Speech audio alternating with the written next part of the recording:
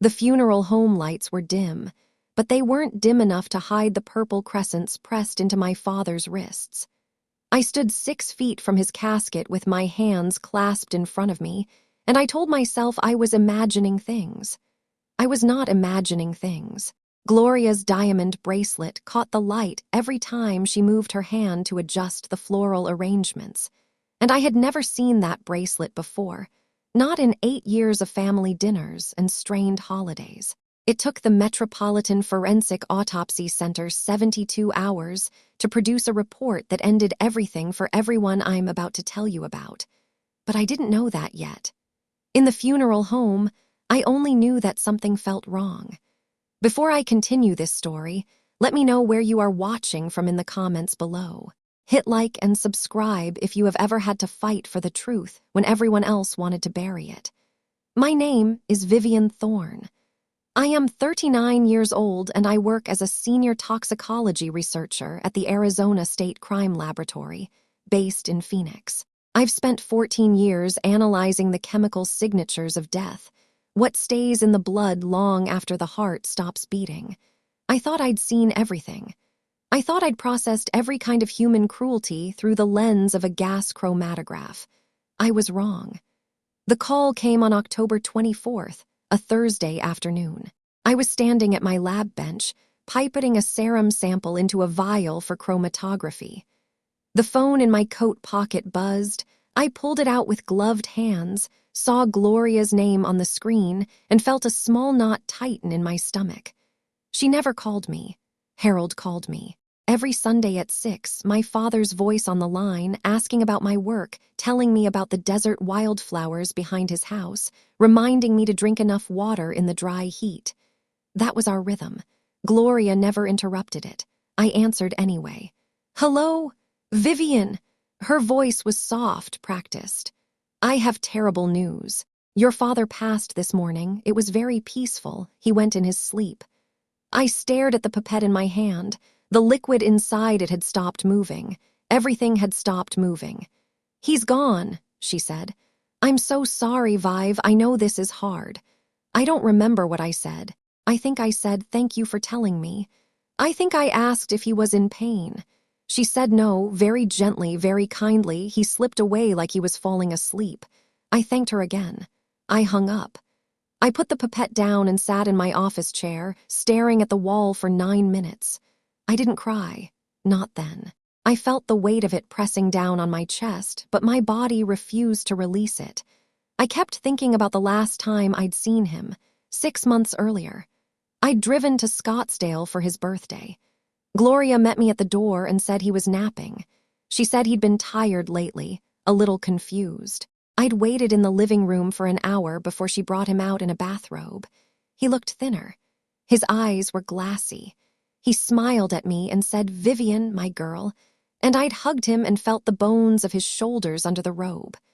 I told myself he was 71 and it was normal to slow down. I told myself Gloria was taking care of everything. I should have stayed. I should have pushed past her, walked into his bedroom, seen what was really happening. But I didn't. I had work. I had a case load. I told myself I'd visit again in a month. I didn't. Now he was dead. I drove to Scottsdale that evening.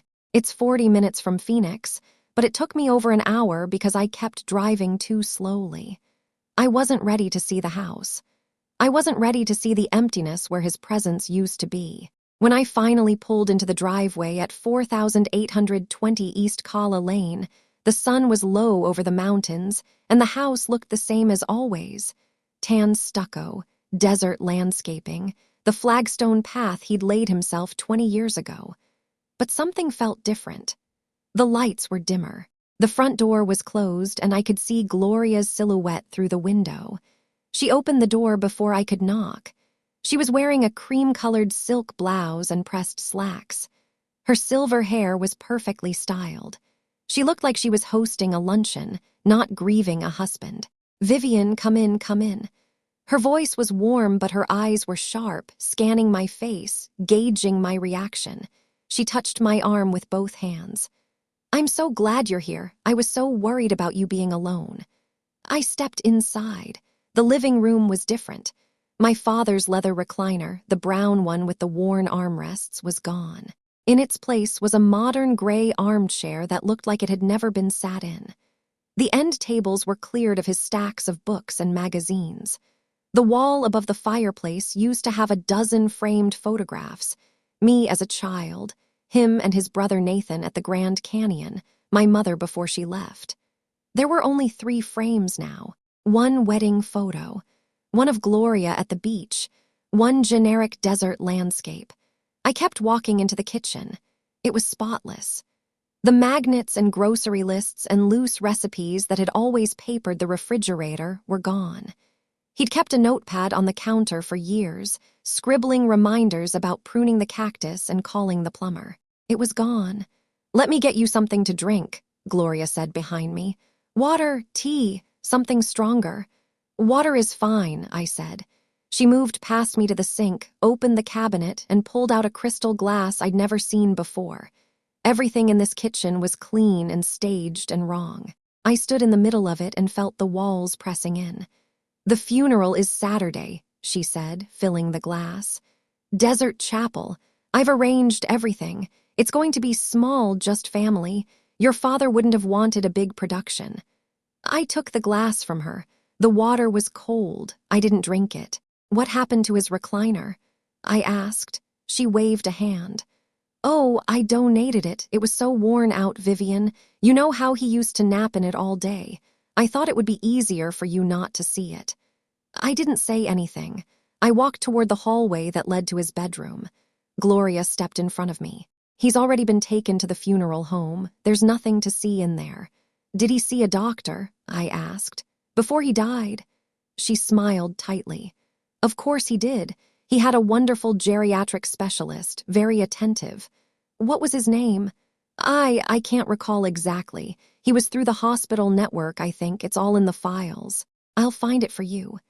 She said it smoothly, but I saw her fingers tighten around the edge of the counter. I saw her knuckles go white. I stayed in that house for 3 more hours. I sat in the living room that didn't look like his anymore. I listened to Gloria talk about the arrangements and the florist and the casket. She mentioned the house twice. She said, "I'll need to think about what to do with this place now, won't I? It's so much space for one person." She said he would have wanted me to be comfortable. I left at 9 o'clock. I didn't look in his bedroom. I didn't push past her. I was still in shock, still moving like a stranger in my own body. I walked out the front door and sat in my car in the driveway and didn't cry. I just stared at the dark windows and tried to remember the last time I'd seen my father's face when Gloria wasn't in the room. I couldn't. The funeral was 2 days later. Desert Chapel Funeral Home was a squat sandstone building on the edge of Scottsdale, surrounded by manicured lawns and a fountain that sounded like someone weeping. I arrived early because I didn't want to arrive at the same time as Gloria. I wanted a moment alone in the chapel before the charade began, but Gloria was already there. She was standing at the podium adjusting the floral arrangement, white lilies, enormous, probably $1,000. She was wearing a black dress, fitted and expensive, and on her wrist was the diamond tennis bracelet. I had never seen it before. It caught the overhead lights and scattered tiny prisms across the polished floor. I did the math in my head. 14,000, maybe 15. It had to be new. "Vivian." She turned and smiled. "You look lovely. Come say goodbye to him." She stepped aside and gestured toward the casket. It was closed. My father's body was inside a mahogany box with brass handles and a satin interior I would never see. I walked toward it on legs that felt hollow. I placed my hand on the polished wood and felt nothing but cold. "Can I open it?" I asked. Gloria's face flickered. "Oh, Vivian, the funeral director said it was best to keep it closed. He was. He looked so peaceful, but he'd lost some weight. You know how it is with the elderly. It's better to remember him the way he was. I want to see him." Her smile didn't waver.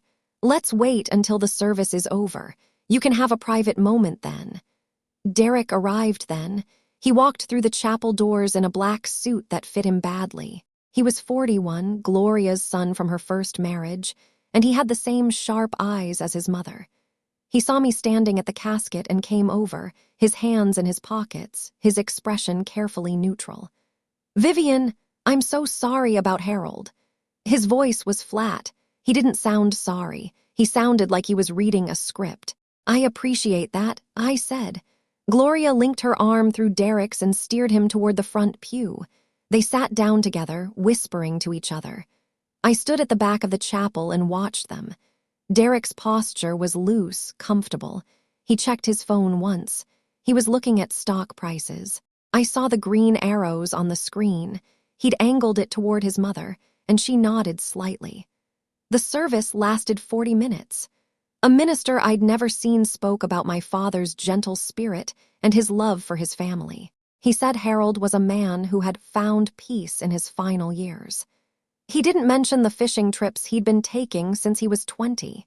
He didn't mention his years of work in construction management, the houses he'd built. He didn't mention my mother leaving when I was 10, or the way Harold had raised me alone for 17 years before Gloria appeared. He talked about grace and passing into the next life and the comfort of knowing he was loved. I sat in the front row with Gloria and Derek. I watched Gloria dab at her eyes with a handkerchief that matched her dress. I watched her squeeze Derek's hand when the minister mentioned family. I didn't cry. I felt frozen. After the service, the immediate family was invited to the viewing room. This was the moment Gloria couldn't avoid. We walked into a smaller room with softer lighting, and there was my father's casket, open now, the top half raised. I stepped toward it alone. He looked terrible. He was wearing a navy suit I'd never seen. His face was gaunt, the cheekbones too prominent, the skin pulled tight over the skull. His hands were folded on his chest, and I could see how thin his fingers were, the knuckles knobby, the veins visible under the translucent skin. But it wasn't the thinness that stopped my heart. It was his wrists. The suit sleeves had shifted slightly, exposing about 2 inches of skin on each arm. And there, pressed into the flesh in a perfect pattern, were purple crescents, 2 on each wrist, parallel marks evenly spaced, bruising consistent with fabric restraints. I froze. I could hear Gloria breathing behind me. I could hear Derek's shoes scuffing the carpet. I reached out and touched my father's hand, cold, hard, waxy. I moved my fingers up his wrist and felt the raised ridge of the bruise. It was tender even in death. It had been deep enough to leave a palpable mark. "What are you doing?" Gloria's voice cut through the silence. Her heels clicked across the floor and she was beside me, her hand closing around my elbow. "Vivian, let's go. This isn't healthy." "I'm fine," I said. My voice was steady. I didn't look at her. I kept staring at the bruises. "He got those from his hospital stay," Gloria said quickly. "The Roman IV, you know, they can bruise the elderly. It's very common." "His wrists?" I asked. "The Roman IV goes in the hands." Gloria's grip on my elbow tightened. "Let's go back to the chapel." "Not yet." I pulled my arm free. I looked at my father's face more closely now. The gauntness I'd noticed earlier was worse than I'd realized. His cheekbones were too sharp. His collarbones were visible above the suit jacket. His chest was concave. My father was a robust man. He'd worked construction for 35 years. He had never been thin. "Why does he look like he's starved?" I asked. Gloria stepped back. "Vivian, you're upset. You're not thinking clearly. How long was he in the hospital?" "He wasn't in the hospital. He was at home hospice. We had visiting nurses." "I told you this." "You told me he had a geriatric specialist. You told me he had visiting nurses. You didn't tell me he was down to 80 pounds and covered in restraint marks." Derek stepped forward. "Hey," he said. His voice was harder now. "You need to calm down. You're making a scene." "The viewing is over," Gloria said. "We're going to the graveside service. Come with us or don't. But this isn't helpful to anyone." She turned and walked out of the room, her heels echoing on the tile. Derek followed her. I stayed where I was, my hand still resting on my father's cold wrist. I felt the bruise beneath my fingertips. I traced the crescent shape and felt my stomach turn. The door closed behind them. I was alone. I don't know how long I stood there. It might have been 5 minutes. It might have been 20. I pressed my forehead against the edge of the casket and felt the cold wood against my skin. I closed my eyes. I whispered, "I'm sorry, I'm sorry, I'm sorry," over and over like a prayer I couldn't finish. My shoulders shook. Tears rolled down my cheeks and dropped onto the satin lining. I cried until my chest ached and my throat was raw. I sobbed the way I hadn't sobbed since my mother left when I was 10 years old. This was the moment, the break, the place where the grief became too heavy to carry. I wanted to fold myself into the casket and lie beside him and disappear. I wanted to go back in time and not answer the phone when Gloria called. I wanted to drive to Scottsdale 6 months ago and walk into his bedroom and see what was really happening. But I couldn't do any of that. All I could do was stand there, breathing in the scent of lilies and wood polish, feeling the cold of his skin beneath my fingers, and know that something terrible had happened to him. I stayed until my tears stopped. I stayed until my breathing evened out. I pulled my hand away from his wrist and looked at his face one last time. "I'll find out what happened," I whispered. "I promise you, I'll find out everything." I walked out of the viewing room. The chapel was empty. The funeral home director was standing by the front door looking at his watch. He said, "We're about to proceed to the graveside service, MS Thorne. Would you like a ride?" "No," I said. "I'll drive myself." I walked to the parking lot. The Arizona sun was blinding. I unlocked my car and sat in the driver's seat, my hands on the steering wheel, staring at nothing. The tears were gone. My face was dry. My chest still ached, but something else had started to grow in its place. I pulled out my phone. I scrolled through my contacts until I found Dr. Elena Vasquez. I pressed the call button. It rang twice. "Vivian." Her voice was surprised. "It's late. Everything okay?" "I need a favor," I said. "And I need you to say yes before I tell you what it is." Silence. I heard her breathing on the other end of the line. Elena Vasquez was the chief medical examiner for Maricopa County. We'd worked together on half a dozen cross-agency cases. She respected my toxicology work, and I respected her autopsy skills. She was not a friend exactly, but she was a trusted professional. "Okay," she said slowly. "Tell me. My father died 3 days ago. He was 71. Gloria, my stepmother, told me it was peaceful. He passed in his sleep." I paused. "I just saw him at the viewing. Elena, there are ligature marks on his wrists. He looks starved. He looks like he hasn't eaten in months." "Are you asking me what I think you're asking me?" "I want an independent autopsy, full toxicology screening. I want to know exactly what was in his system when he died." Elena was quiet for a long moment. Then, "You know there are protocols for this. You need consent from the legal next of kin. I'm his biological daughter. She's his wife of 8 years. She's the one who's going to object. You know that's going to be a fight." "I know." I gripped the steering wheel tighter.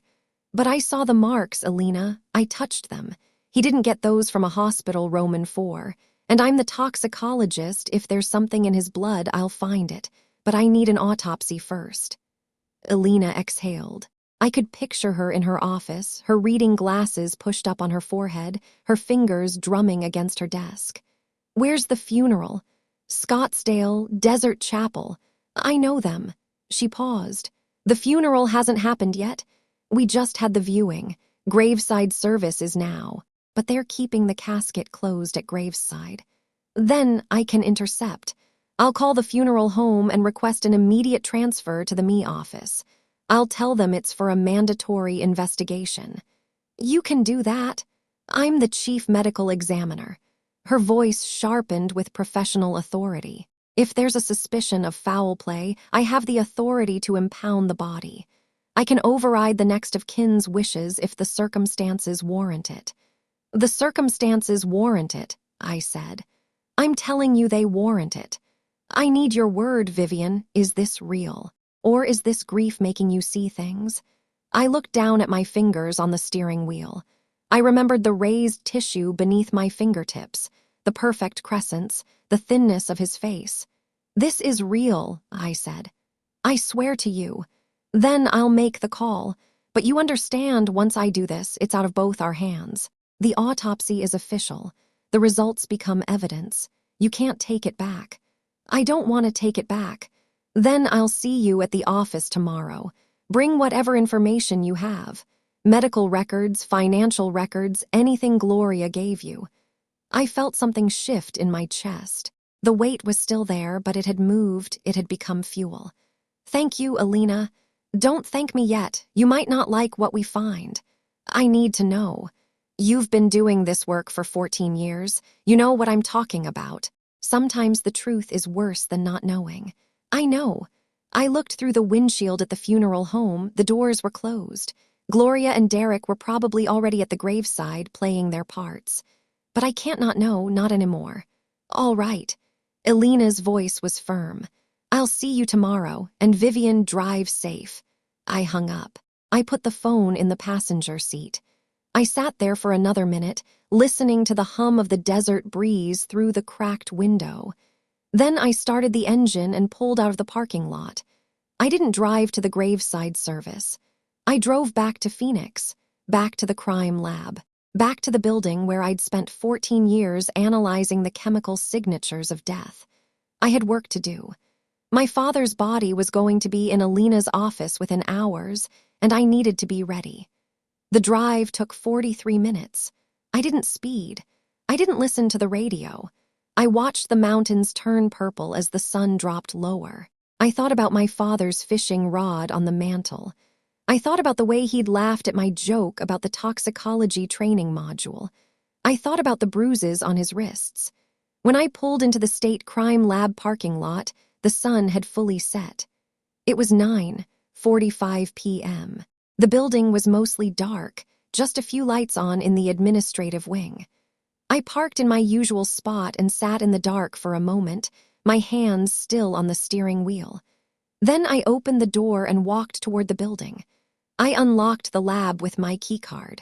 The fluorescent lights flickered on. The equipment gleamed in the harsh white light, gas chromatographs, mass spectrometers, centrifuges, my world, my tools. I walked to my workstation and pulled out my father's medical file, the one Gloria had given me. I opened it on the bench and started reading. The visiting nurse records were there, 6 months of them. The handwriting was sloppy. The notes were vague. Patient sedated for anxiety, dosage as prescribed. No doctor's name, no specific drug name. The dosage notes didn't match. One day it was 2 mg, the next it was 5 mg. The dates were inconsistent. I made a list on my notepad. I highlighted every discrepancy. I circled the gaps where there should have been signatures, but there were none. Gloria's name appeared in the financial section. She was listed as the secondary contact for all the accounts. She was the authorized decision-maker for his medical care. The power of attorney document was attached. It was dated 6 months earlier, right around the time the sedation started. I read the signature block. My father's signature was there. It looked wrong. The loops were too tight. The T in Thorn was slanted the wrong direction. I'd seen his signature 1,000 times on birthday cards and Father's Day letters. This wasn't it. I put the file down. I sat in my office chair and stared at the wall. The lights hummed. The air conditioning rattled. Somewhere in the building, a janitor was pushing a mop down the hallway. I listened to the distant sound and felt the cold certainty settling into my bones. My father didn't die peacefully. He wasn't sedated for anxiety. He was drugged. He was restrained. He was starved. I reached for my phone. Gloria's name flashed on the screen. She had called 3 times since I'd left the funeral home. I hadn't answered any of them. I watched the 4th call ring, my thumb hovering over the screen. I let it go to voicemail. I knew my father. I knew what he would have wanted. He would have wanted me to find the truth, no matter how long it took. He would have wanted me to look at the evidence and follow it wherever it led. I put the phone face down on the desk. I stood up. I walked to the centrifuge and started preparing the samples. Tomorrow, Alina's autopsy would tell us what happened. Today, I had to be ready for it. I spent the night at the lab. I didn't sleep. I pulled the medical file apart page by page, spread the documents across my workbench, and started cross-referencing dates, signatures, and medication notes. The fluorescent lights hummed overhead. The air conditioning clicked on and off in cycles. I worked in silence, my hands steady, my mind sharp. The visiting nurse records were the first thing I attacked. There were 6 months of them, dated from April through October. The handwriting was consistent, the same sloppy cursive, the same abbreviations. But the signature at the bottom changed 3 times, each one purportedly from a different nurse. I recognized 2 of the names from the hospital network registry. The third was unfamiliar. I typed it into the state database and found nothing. No license number, no employment history. The name was fake. I circled that name in red ink. Then I went back to the beginning of the file and started tracking the medication notes. The sedative dosage was listed as lorazepam 2 mg on most entries, but every 3rd or 4th entry the dose jumped to 5 mg. No explanation for the increase. No physician's note authorizing the change. Just the sloppy cursive and the fake nurse's signature. I pulled out my personal notebook and started a timeline. April, visiting nurses begin. Harold's weight not recorded. May, weight listed as 165 pounds. June, 158 pounds. July, 149 pounds. August, 140 pounds. September, no weight recorded. October, no weight recorded. I looked at those numbers and felt my jaw tighten. My father was 5'10".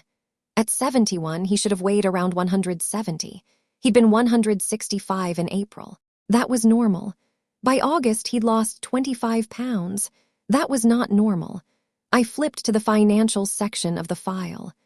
Gloria had attached copies of Harold's bank statements, or rather, she'd attached summaries that she'd typed up herself. The originals were not included. I saw monthly expenses listed in neat columns, totaling about $4,200 a month. That was for the household, she'd noted. But there was no breakdown, no itemization, just a lump sum that was conveniently equal to the amount being transferred out of Harold's savings every month. I needed the original bank records. I needed to see the actual statements, not Gloria's summary. I made a note to contact the bank in the morning. At 2:30 a.m., I stood up from my workbench and walked to the window. The parking lot was empty.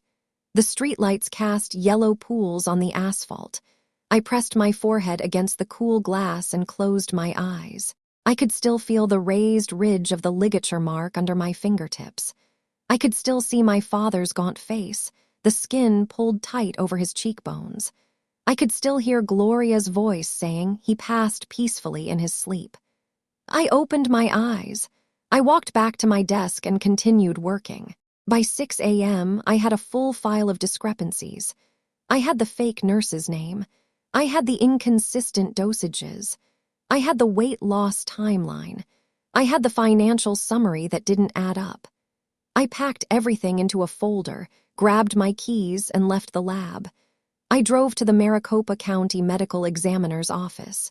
Alina had called me at 5:15 a.m. to say the body had been transferred and the autopsy was scheduled for 7:30. She wanted me there. She wanted my eyes on the process. The Me office was a squat concrete building in downtown Phoenix, surrounded by a chain-link fence and a parking lot filled with county vehicles. I parked in the visitors section and walked through the glass doors. The receptionist recognized me. We'd worked together on enough cases and buzzed me through to the examination wing. Alina was already in the autopsy suite. She was wearing scrubs and a plastic apron, her dark hair pulled back in a tight ponytail. She looked up when I entered and nodded once. "Vivian, good timing, we're just starting." I walked to the observation window and looked through the glass. My father's body was on the stainless steel table. He was naked, covered in a white sheet up to his chest. His face was still, expressionless. He looked smaller than I remembered. He looked like a stranger. "We'll start with external examination," Alina said. She pulled on her gloves and stepped toward the table. A technician stood beside her, holding a digital camera. Another stood ready with a dictation device. I watched through the glass as Alina pulled the sheet down. My father's chest was concave. His ribs were visible under the skin. His collarbones jutted out sharply. The muscle atrophy was severe. I could see it in the way his shoulders sloped inward, the way his arms hung thin and stick-like at his sides. Alina moved to his wrists. She lifted his right arm and turned it over. The ligature marks were visible even from where I stood, purple crescents, 4 of them, arranged in a pattern that matched soft fabric restraints. She photographed each one.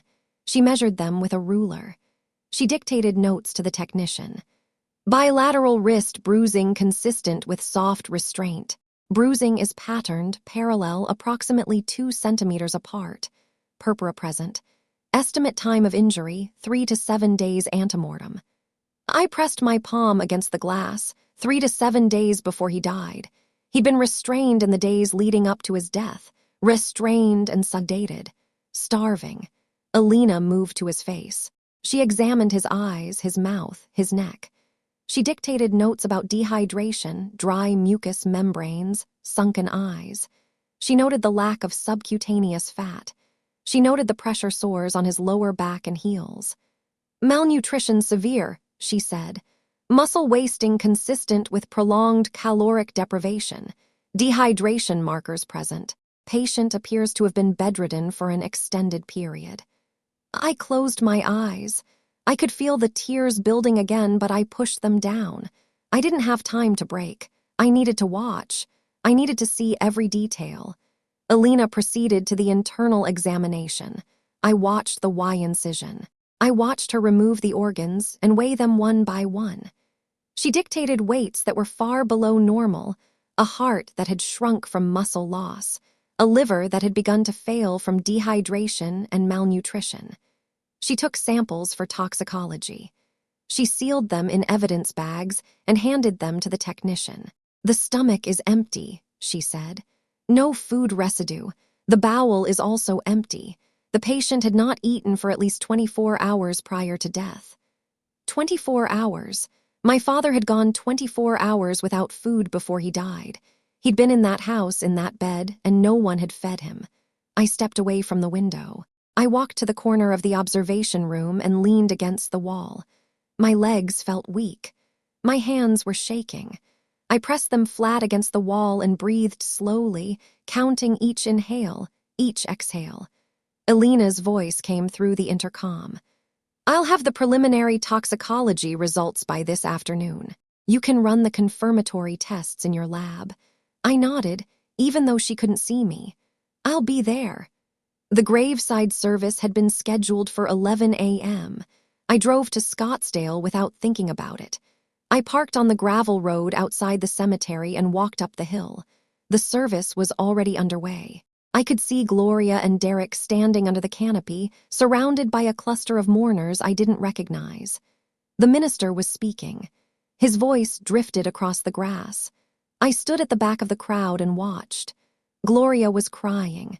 She had a handkerchief pressed to her eyes, and her shoulders were shaking. But I noticed something: the tears weren't real. Her face was dry between dabs. Her shoulders moved on a rhythm that didn't match a sob. It was a performance. Derek stood beside her, his hands in his pockets, his face blank. He wasn't pretending to cry. He was just waiting for it to be over. I watched him check his phone twice during the eulogy. He was reading stock prices again. The green arrows glowed on his screen.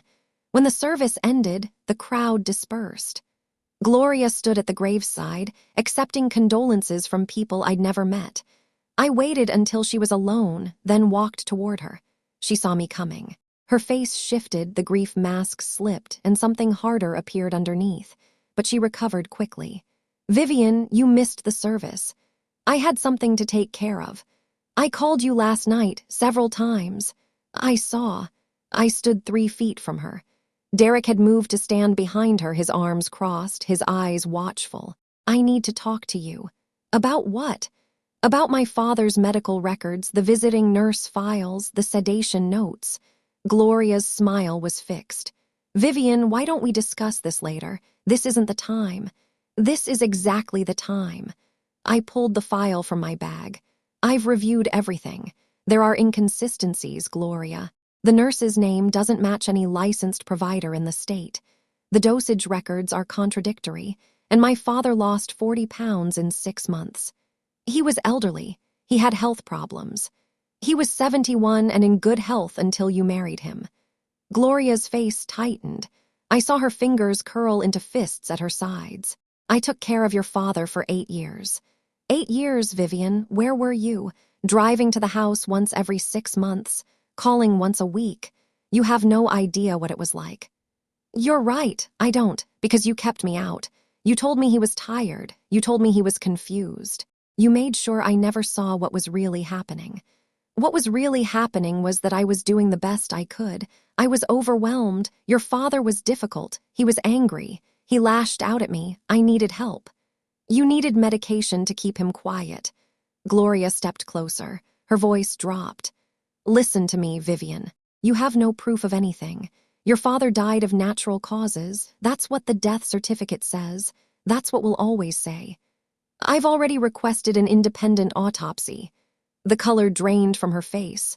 Her mouth opened, but no sound came out. Behind her, Derek stiffened. You can't do that, Gloria whispered. I did, last night. The body is already at the me office. You have no legal authority. I'm the spouse. I'm the next of kin. I'm the biological daughter, and I have reasonable suspicion of foul play. The me agreed. Gloria's composure cracked. She reached out and grabbed my wrist, her fingers digging into my skin. You will stop this, Vivian. You will stop this right now, or I swear to God I will make your life a living hell. I looked down at her hand on my wrist, then I looked back at her face.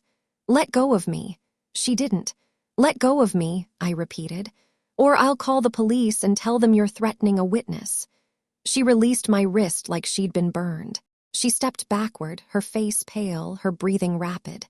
Derek moved to her side and put a hand on her arm. You need to leave, he said. You need to leave now.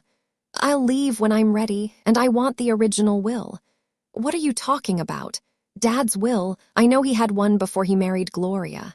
I want to see it. Derek's eyes flickered. He glanced at his mother. She was silent, her face a mask of cold fury. There's no will, Derek said. He died intestate. The house goes to Gloria. That's not true. He told me he updated it after Nathan died. He showed me the copy. I want to see the original. You're not getting anything, Gloria said. Her voice was flat. You're not getting a single thing. Your father never loved you. He loved me. He loved the life I gave him. You're just the daughter who never came home. I looked at her. I saw the fear behind the anger. She was afraid of what the autopsy would show, afraid of what the will would reveal, afraid of me. One more thing, I said. The power of attorney, the one that gave you control over his medical decisions, did he sign it himself? Gloria didn't answer. Because I've seen his signature, I continued. I've seen it on 1,000 birthday cards. The signature on the power of attorney is different. The loops are wrong. The slant is wrong. It's a forgery. You're lying, Derek said. Am I? We'll see. I turned and walked away. I didn't look back. I felt their eyes on me as I walked down the hill, past the rows of headstones toward the parking lot. The Arizona sun was blinding. The gravel crunched under my shoes. I kept my pace steady, my spine straight. When I reached the car, I sat down in the driver's seat and gripped the steering wheel. My hands were shaking. I watched them tremble against the leather. I took a breath and counted to 10. Then I started the engine. I drove to my father's house. I needed to see the office again. I needed to search the filing cabinet more thoroughly. I needed to find the original will. I pulled into the driveway at 4820 East Kala Lane. The house looked the same as it had 2 days ago, tan stucco, desert landscaping, the flagstone path he'd laid himself.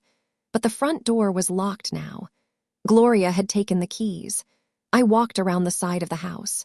The back patio door was glass sliding with a flimsy latch.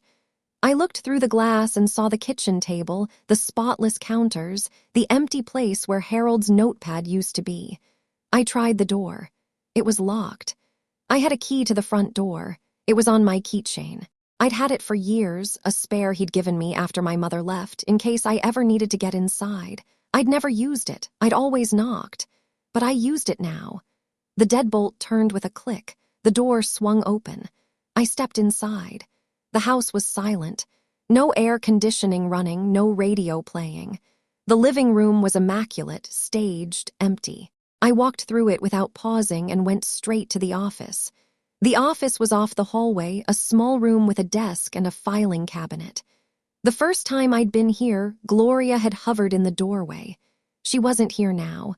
I had free access. I opened the filing cabinet. The top drawer was empty. The middle drawer had old utility bills from 2022. The bottom drawer was stuffed with folders. I pulled them out one by one. Bank statements from 2010 to 2018. Tax returns from the same period. A folder marked insurance. A folder marked property. No will. I sat back on my heels. I looked around the room. The desk was clean, too clean. The surface was bare except for a pen holder and a lamp. I opened the desk drawers. Pens, paper clips, old receipts. Then I saw the safe. It was on the floor, tucked under the desk, partially hidden by the chair. A small combination safe, the kind you'd keep important documents in. I pulled it out. It was locked. I didn't know the combination, but I knew my father. He used the same numbers for everything. His birthday. His anniversary with my mother, my birthday. I tried the date of my mother leaving. That was something he'd never forget. December 15, 1987. The safe didn't open. I tried his birthday. I tried his brother Nathan's birthday. I tried his wedding anniversary with Gloria. He wouldn't have used that, not for something personal. I tried my mother's birthday. I tried my birthday. The safe clicked open. Inside was a folder. Inside the folder was the will. I pulled it out and read it. It was dated 2021, before Harold's marriage to Gloria. It was witnessed by two people I recognized, his longtime attorney and a neighbor who'd since moved. It left everything to me. Everything. The house, the savings, the investments. Gloria received $50,000 life estate and the right to remain in the house for 1 year after his death. That was it. I read it twice. I photographed every page with my phone. Then I put the will back in the safe, locked it, and returned the safe to its place under the desk. I walked out of the office. I walked through the living room, the kitchen, the hallway toward his bedroom. Gloria had said there was nothing to see. She was wrong. The bedroom was stripped. The bed was made with fresh linens. The nightstands were clear, but I looked at the window and I saw the security bars on the outside. They'd been installed recently. I could see the fresh screw holes in the frame. The windows didn't open. He couldn't have escaped even if he'd tried. I walked to the closet. His clothes were still there. His shirts, his pants, his jackets. I touched one of the shirts. It was soft, worn. He'd had it for years. I pressed it to my face and breathed in. The scent was almost gone, just the faint smell of detergent and dust. I left the bedroom and walked to the guest bathroom. The medicine cabinet was empty, but the trash can had been emptied recently. The liner was fresh. I looked in the small cabinet under the sink. There was a half-empty bottle of lorazepam tucked behind a box of tissues. The label was printed with the name Robert Anders. No prescribing physician. The date was September. I photographed the bottle. I put it in my pocket. I walked through the house one more time. I looked at the photo table. 3 frames. 1 wedding photo, 1 beach photo, 1 generic desert landscape. My father's fishing rod was gone. His collection of Grand Canyon photos was gone. His books were gone. Gloria had erased him from the house before he was even cold. I locked the front door behind me. I sat in my car in the driveway and looked at the house. It wasn't his anymore. It hadn't been his for 6 months. I drove back to Phoenix. I went straight to the crime lab. I had the lorazepam bottle in my pocket. I had the photographs of the will. I had the medical files spread across my workbench. I pulled up Derek's employment records on the state database. I searched for McKenna's pharmacy. I found the address in Chandler. I found the list of employees. Derek Wilkes was listed as a pharmacy technician. He'd been working there for 3 years. I typed lorazepam into the search query and looked at Derek's prescription history. Nothing. He'd never filled a prescription for himself, but he'd processed thousands for other people. He had access. He had the knowledge. He had the opportunity. I sat back in my chair. I looked at the bottle on my desk. Robert Anders, a fake name, a fake physician, a prescription filled by Derek Wilkes at McKenna's pharmacy in Chandler. I had my father's blood samples from the autopsy. They were in the lab's evidence fridge. I walked over, pulled them out, and started preparing them for analysis. I needed to see the metabolite signatures for myself. I needed to know exactly what was in his system when he died. I worked for 2 hours. I extracted the serum, prepared the samples, loaded them into the gas chromatograph. The machine hummed. The data streamed across the screen. I watched the peaks form, each one representing a different compound. The lorazepam peak was enormous. It was off the scale. The concentration was far higher than any therapeutic dose. My father had been heavily sedated repeatedly for months. The zolpidem was there too, at levels that would have compounded the sedation. He was being drugged into a state of near unconsciousness. I printed the results. I stared at them for a long time. My hands were steady. My breathing was steady. I felt cold all over. I broke my rule. I picked up my phone and called Gloria. She answered on the second ring. "Vivian, tell me what medications my father was taking." Silence. I could hear her breathing, quick and shallow. "Vivian, I already told you. He had anxiety medication, just a light dose." "What was the name?" "I can't remember. Something the doctor prescribed." "The name, Gloria?" I don't know the exact name. I'm not a doctor. I just gave him what the nurse told me to give him." "The nurse with the fake name, the one who doesn't exist." More silence. Then, "I don't know what you're talking about." "I have the prescription bottle, Gloria. I found it under your sink." Robert Anders, filled at McKenna's pharmacy in Chandler, filled by Derek. That's not what you think. It was a mistake. The pharmacy made a mistake. Derek just filled it. He didn't know what it was for." "Derek knows exactly what it was for. He was your accomplice." "You have no proof of that." "I have the bottle. I have the records. I have the autopsy results." I paused. "I know what you did, Gloria. I know you drugged him. I know you restrained him. I know you let him starve." "I loved him." Her voice cracked. "I loved your father. I never wanted him to die. I just needed him to be easier. He was so angry, Vivian. He was always angry. He yelled at me. He screamed at me. I couldn't take it anymore. So you sedated him. You restrained him. You isolated him from everyone who could have helped. You weren't there. You never were. You don't know what it was like." "No," I said. "I wasn't there, and I will carry that guilt forever. But you're the one who held the restraints. You're the one who filled the prescriptions. You're the one who let him die alone." I hung up. I didn't wait for her to respond. I put the phone face down on the desk and looked at the toxicology results. My father was not peacefully sedated. He was chemically restrained. He was starved. He was dehydrated. He was locked in a house with people who cared more about his money than his life. I picked up my pen. I started writing my case file. The toxicology results went in. The autopsy findings went in. The medical file went in. The photographs of the will went in. The prescription bottle went in. The text messages from Janice were next. I needed to get them. I worked until my eyes burned. I worked until my fingers were cramped. I worked until there was nothing left to do but wait for the next piece of evidence. The day was ending. The sun was setting over the mountains, casting long shadows across the parking lot. I looked out the window and watched the light fade. The city was glowing. The desert was cooling. And somewhere in Scottsdale, Gloria was sitting in a house that wasn't hers, wondering how much I had discovered. She would find out soon enough. I pulled up Derek's employment records again. I typed McKenna's pharmacy into the search query. I copied the address and the phone number. I made a note. First thing tomorrow, I was going to Chandler. I was going to have a conversation with the pharmacist. But first, I needed to see Janice. I needed her text messages. I needed her timeline. I needed her to tell me everything she had seen. I picked up my phone and called her. The call with Janice lasted 42 minutes.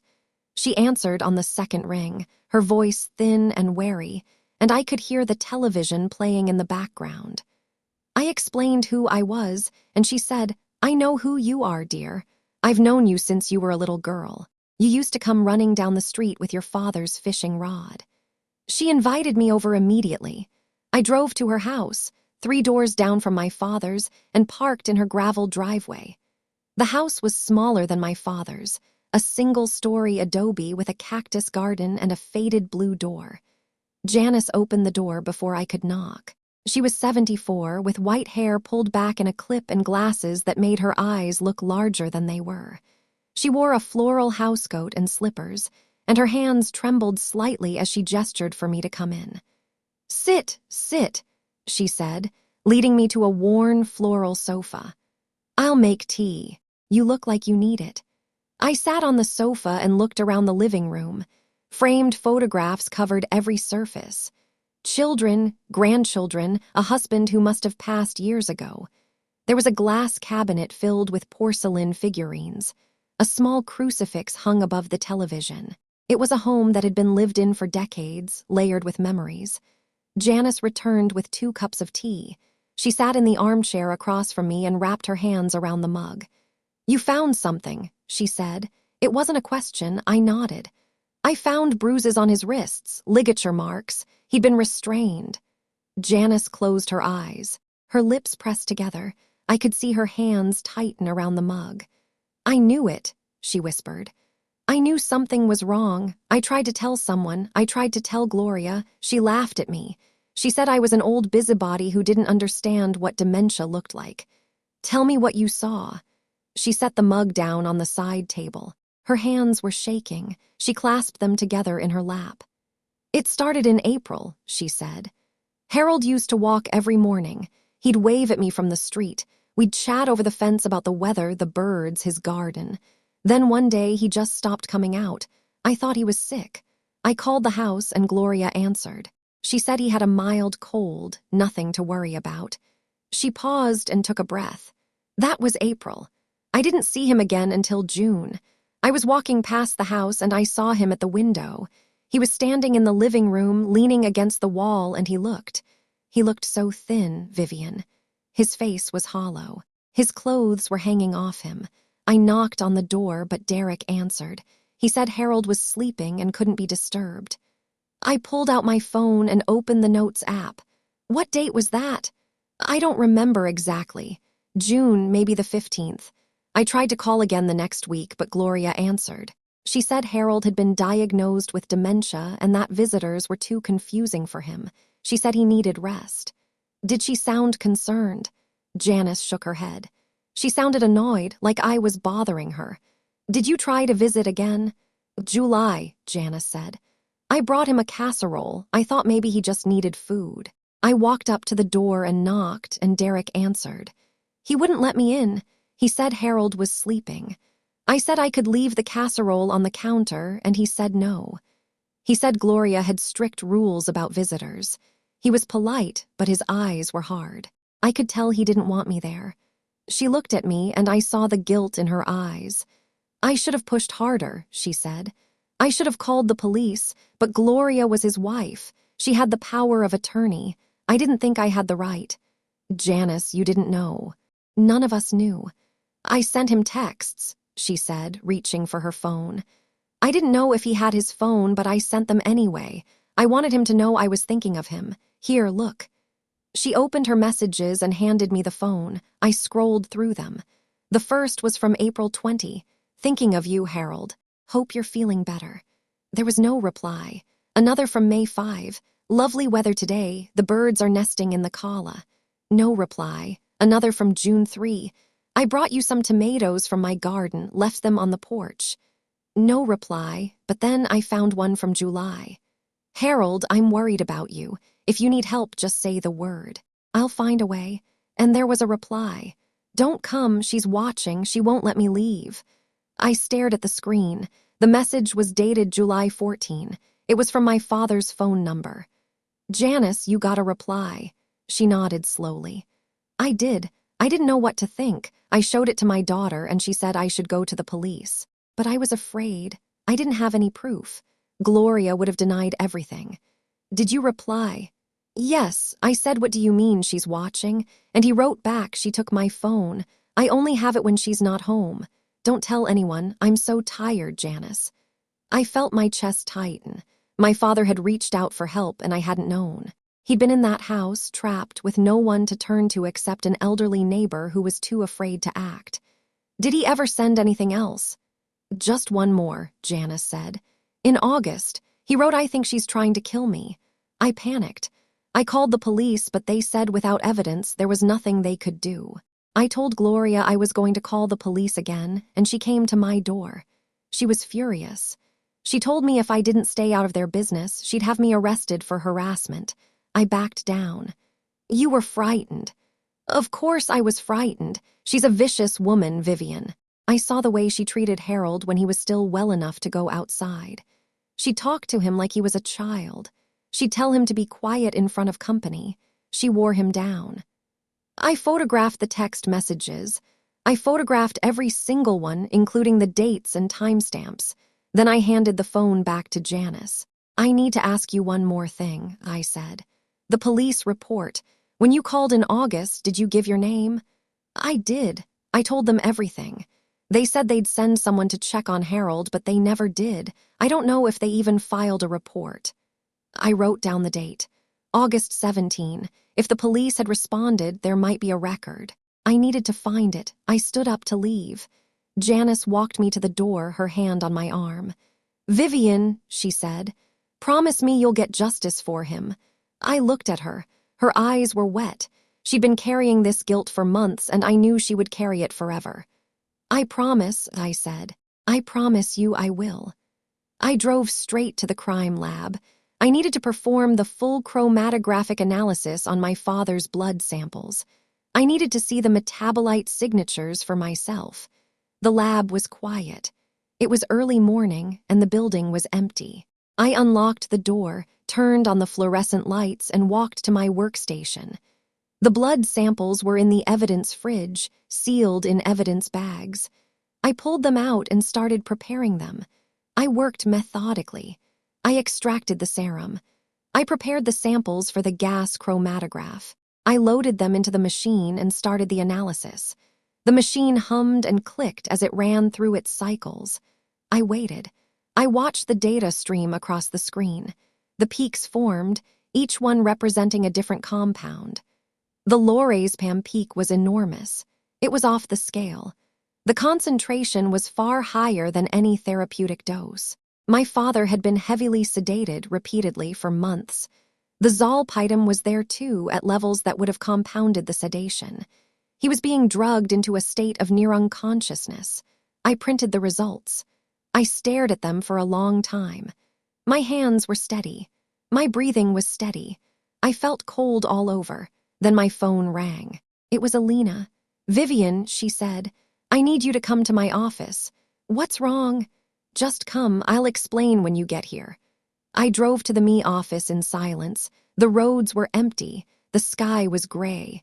I parked in the lot and walked through the glass doors. Alina was in her office. She was still in her lab coat. Her face was pale, and she was holding a folder in her hands. She gestured for me to sit. Vivian, I've finished the preliminary autopsy report.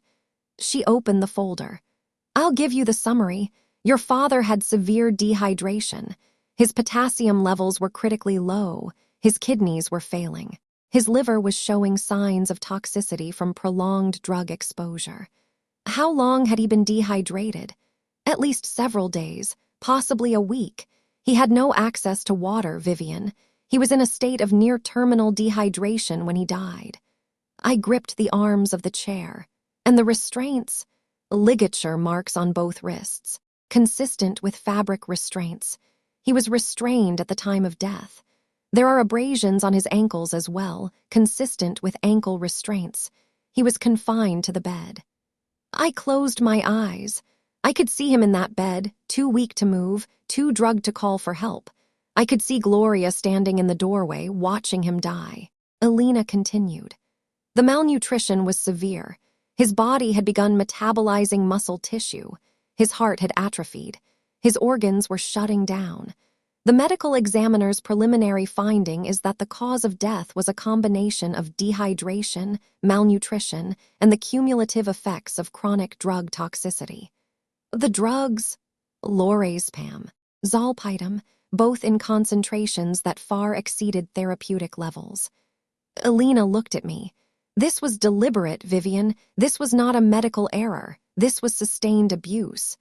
I felt the tears building again, but I pushed them down. I couldn't break. Not now, not when I had so much to do. Alina, I need your official autopsy report. I need to build a case. Vivian, there's something else. She paused. I found evidence of pressure sores on his heels and lower back. Stage 2. They were starting to go deeper. If he'd lived another week, he would have had bone infections. He was bedridden for weeks, possibly months. Could he have been saved? If someone had helped him? Alina looked at me for a long moment.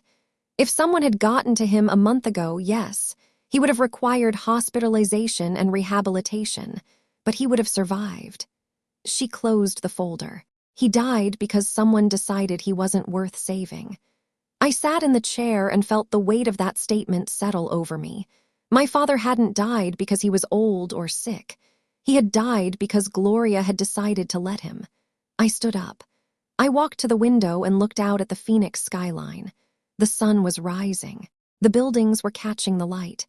Can you send me the official autopsy report as soon as it's ready? Tomorrow, Alina said. I'll have it on your desk by noon. Thank you, Alina. I left her office and walked to my car. I sat in the driver's seat and gripped the steering wheel. I didn't cry. I didn't feel anything. I just sat there, staring through the windshield at the concrete building, and thought about what needed to happen next. I needed to contact the police. I needed to file a formal report. But I also knew that Gloria had the power of attorney.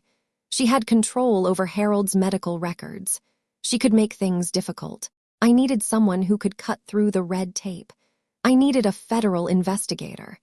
I pulled out my phone and called the Arizona Department of Public Safety, Financial Crimes Unit. I explained that I had reason to believe there had been fraudulent transfer of assets. I explained that my father had died under suspicious circumstances. I was transferred to a unit supervisor who asked me to hold. I waited for 15 minutes. Then a man's voice came on the line. This is Agent Marcus Webb. I understand you have a potential financial crimes case. My name is Vivian Thorne. My father was Harold Thorne. He died on October 22nd. I believe his wife and stepson forged his signature on a deed transfer and a power of attorney. I spoke for 10 minutes. I told Marcus everything. The ligature marks, the autopsy, the toxicology results, the fake prescription, the forged will. I spoke clearly and precisely without emotion. I listed dates, numbers, names. I gave him Janice's contact information. When I was finished, he was silent for a moment. Then he said, MS, Thorne, I need to see your documentation. Can you send me what you have? I can send it now. Do that. I'll start running financial records tomorrow. We're going to have a talk with them soon. Thank you, Agent Webb. Don't thank me yet. We're just getting started. I hung up. I sent him my preliminary file, the toxicology results, the autopsy summary, the photographs of the will, the text messages, the prescription bottle. I sent everything. Then I sat in my car and closed my eyes. I had started the process. I had filed the complaint. The investigation was underway. There was no turning back now. The next day, I went to the state crime lab and performed a full forensic analysis on the prescription bottle I'd found in Gloria's bathroom. The bottle was still sealed, the pills still inside. I opened it carefully and tested a sample. Lorazepam, 2 mg, same batch as the pills in my father's system. I ran the pill through the database. The manufacturer was a generic pharmaceutical company. The batch number was legible. I cross-referenced it with the pharmacy records from McKenna's. The records showed that the prescription had been filled on April 14. The patient name was Robert Anders. The prescribing physician was listed as Dr. James Morrison, a name that, when I searched it in the state database, did not exist. The pharmacist who filled the prescription was Derek Wilkes. I had the evidence I needed to prove Derek's involvement. The fake name, the fake doctor, the falsified prescription. He had been the one to obtain the drugs. He had been the one to enable Gloria's scheme. But I needed to see his face. I needed to see the hands that had filled the prescriptions that sedated my father. I drove to Chandler. McKenna's pharmacy was a small storefront in a strip mall, sandwiched between a nail salon and a dry cleaner. I parked in the lot and walked to the front door. The pharmacy was quiet. A few customers stood at the counter, picking up prescriptions. I walked to the back where the pharmacy counter was located and looked through the glass. Derek was there. He was standing behind the counter in a white coat, a clipboard in his hands. He was talking to a customer, smiling. He was relaxed. He looked like a man who didn't have a care in the world. I watched him for 10 minutes. I watched him fill prescriptions, make small talk, laugh at a joke. I watched the hands that had filled the prescriptions that had drugged my father. I watched the face that had looked at my father's gaunt body and seen nothing wrong. I took a photograph of him through the glass. I wanted to remember this moment. I wanted to remember the face of the man who had helped Gloria kill my father. Then I walked back to my car and drove to Phoenix. I didn't confront him. I wasn't ready, but I had his face. I had his name. I had the evidence. That evening, I sat at my dining table and opened my laptop. I had the case file open. I had the evidence categorized and organized. I had the timeline. I looked at my father's photograph from 5 years ago, strong, smiling, holding a fishing rod. He was wearing a flannel shirt and a cap. His face was tanned. His eyes were bright. I closed the laptop. I said it out loud. I'm going to find everything, every single thing. My phone buzzed. It was a text from Agent Webb. Received the file. I'll start running financial records tomorrow. We're going to have a talk with them soon. I stared at the screen. I thought about Gloria sitting in the house, wondering what I had discovered. I thought about Derek filling prescriptions, thinking he was safe. I smiled. It wasn't a happy smile. It was a cold smile, the kind you make when you know something someone else doesn't know. Good, I said out loud. Let's have a talk. I closed the laptop and went to bed, but I didn't sleep. I lay in the dark and listened to the silence. The ticking of my father's old watch on the nightstand. It was still running. I was at my desk when Agent Webb called. It was 8:02 a.m., and I had just finished reviewing the chromatographic results for the third time. The numbers were still there, unchanged. The lorazepam concentration was still off the scale. The zolpidem was still present. My father's blood was still evidence of a crime. MS. Thorne, Marcus said. His voice was clipped, professional. I've run the financial records you sent over. The deed on your father's property was recorded on April 14, approximately 6 months before his death. The signature is a forgery. I set my pen down. How can you tell? I compared it to a previous deed from 2019. The handwriting is completely different. The loops in the H are wrong. The T in Thorne is slanted the opposite direction. It's not even close. He paused. I've also checked the notary stamp.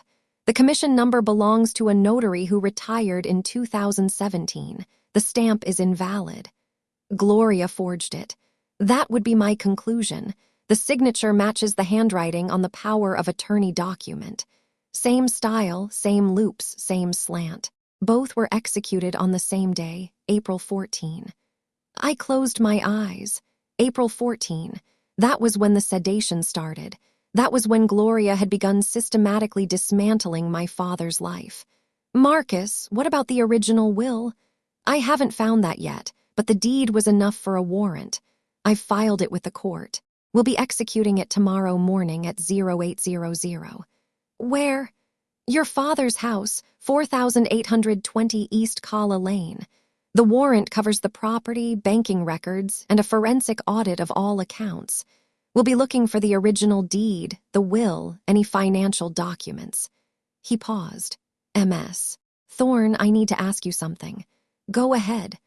Are you prepared for this? Once we execute the warrant, there's no going back. Gloria will be arrested. Derek will be arrested. This will become a public case. I looked at my father's photograph on my desk. Strong, smiling, holding a fishing rod. He would have been 72 next week. I was prepared the moment I saw the marks on his wrists. I said, "Then I'll see you at 4800 East Kala at 7:30 tomorrow morning. I'd like you to be there." "I'll be there." I hung up. I sat in my chair for a long moment, staring at the wall. The fluorescent lights hummed. The air conditioning rattled. Somewhere in the building, a colleague was laughing. The world was still moving forward. My world had stopped on October 22nd, but now it was moving again. I spent the rest of the day preparing. I organized my evidence files. I printed copies of the toxicology report, the autopsy summary, the photographs of the ligature marks. I made a duplicate of the prescription bottle and the text messages from Janice. I put everything in a binder and labeled it Thorn Case File. At 4 p.m., I drove to my father's bank. It was the same branch he'd used since the 1980s, a squat building on the corner of Scottsdale Road and Thomas. I walked in and approached the teller window. "I need to speak to the branch manager," I said. "My name is Vivian Thorne. I'm the daughter of Harold Thorne." The teller, a young woman with a name tag that read Amanda, looked uncomfortable. "MS. Thorne, I'll get Sandra for you. Please have a seat." I sat in the waiting area. The bank was quiet, only a few customers. The clock on the wall ticked loudly. I counted the seconds until Sandra appeared. She was a woman in her 50s, with gray-streaked hair and reading glasses on a chain around her neck. She looked at me with something that might have been pity and gestured for me to follow her to her office. "MS. Thorne," she said, closing the door. "I'm so sorry about your father. I knew Harold. He was a good man." "Thank you, Sandra. I need to see his bank records, everything from the past 6 months." She sat down at her computer. "I'll need to see some documentation. Do you have legal authority?" I pulled out the death certificate, the original will, and the court order for the warrant. I slid them across the desk. She looked at them carefully, then nodded. "This is sufficient. I'll pull up the records." She typed for a moment. The screen flickered. Then she turned the monitor toward me. "MS. Thorne, I need to show you something." I leaned forward. The screen displayed a list of transactions. There were wire transfers, large ones. Over the past 6 months, large sums were moved from your father's savings into a joint account in Gloria's name. Sandra pointed to the screen. $120,000 total. 2 wire transfers of $60,000 each, one in April, one in August. I stared at the numbers. April and August. Correct. The April transfer was made on April 14. Sandra paused. The August transfer coincided with a withdrawal that was almost certainly used for personal expenses. A large purchase was made at a Scottsdale jewelry store on August 18. $14,500. The credit card was in Gloria's name. The bracelet, the diamond tennis bracelet she'd worn to the funeral. "Show me more," I said. Sandra nodded and scrolled. "There's also a cashier's check for $75,000 withdrawn in September. It was deposited into a Sedona real estate holding account." "She was buying property," I said, "before my father was even cold." "It appears so." Sandra looked at me. "MS. Thorne, this is elder financial exploitation. It's fraud. The bank will cooperate fully with any investigation." I pulled out my phone and called Agent Webb. I read him the numbers. $120,000 in wire transfers, $14,500 for a bracelet, $75,000 for a Sedona property. I heard him typing on the other end of the line. "This is elder financial exploitation," he said. "Fraud, likely conspiracy to commit forgery. We have enough for the warrant." "Thank you, Marcus." "Don't thank me yet, we're still just getting started." I hung up. I thanked Sandra and walked out of the bank. The sun was setting. The sky was orange and gold. I stood in the parking lot and felt the warmth on my face. I had the evidence. The financial records, the forged deed, the fake prescription. The toxicology results, the text messages, the witness testimony. I was ready. The next morning, I woke up at 5:30 a.m. I showered, dressed in black, and drove to Scottsdale. The sun was just coming up over the mountains when I pulled up to 4820 East Kala Lane. Agent Webb was already there. He was standing by a black SUV with 2 uniformed officers. There were 3 more cars in the driveway. I parked behind them and walked toward him. "MS, Thorne." He nodded. "Are you ready?" "I'm ready." We walked to the front door. The officers flanked us. Marcus rang the doorbell. We waited. The door opened. Gloria stood there in a silk robe, her hair loose around her shoulders. She looked disoriented, confused. Then she saw me. "Vivian!" Her voice was flat. "What is this?" Marcus stepped forward. "Gloria Wilkes Thorne, I'm Agent Marcus Webb with the Arizona Department of Public Safety, Financial Crimes Unit. I have a warrant to search this property." He held up the paper. "Please step aside." Gloria's face went white. "You can't do this. This is my house. I have rights." "You can exercise your rights after you step aside." She didn't move. She stared at me with cold, furious eyes. "You did this. You brought them here." "I brought them here because you killed my father." "Mr. Webb," I said, "I know where the office is." I stepped past Gloria and walked down the hallway. The house was still silent, still staged, still wrong. I opened the door to the office and looked inside. The filing cabinet had been emptied further. The desk was bare, but I knew what I was looking for. Marcus followed me in. He started opening drawers, pulling out folders.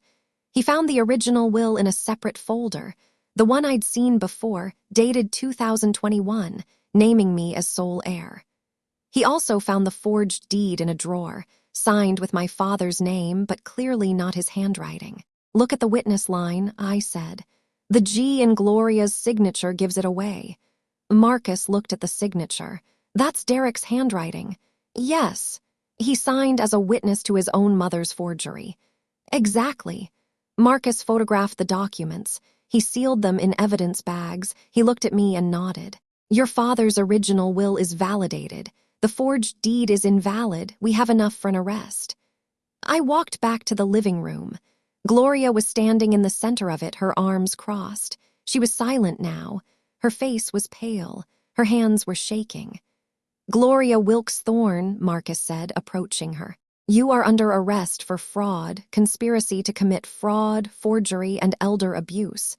You have the right to remain silent. Anything you say can and will be used against you in a court of law." "I didn't do anything," she said. Her voice was shaking. "I didn't mean for him to die. I just needed to keep him calm. He was difficult." I stepped forward. "You told people he had dementia. You had your son forge signatures. You drugged him, restrained him, starved him, and you let him die alone." She looked at me. Her eyes were wet. "Vivian, please, I loved him. I loved your father. You loved his money." She didn't answer. She looked at the floor. The officers stepped forward and took her arms. They led her out of the house. I stood in the doorway and watched the police car pull away. The sunlight was bright now.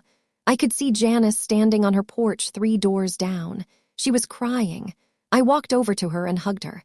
"Janice," I said, "you tried. I know you tried." "I should have done more," she whispered. "I should have called the police again. I should have. Janice, you did everything you could. You kept the text messages. You kept the evidence. You helped." She pulled back and looked at me. "What happens now?" "Now we get justice." Later that morning, I received a text from Marcus. "Derek is in custody.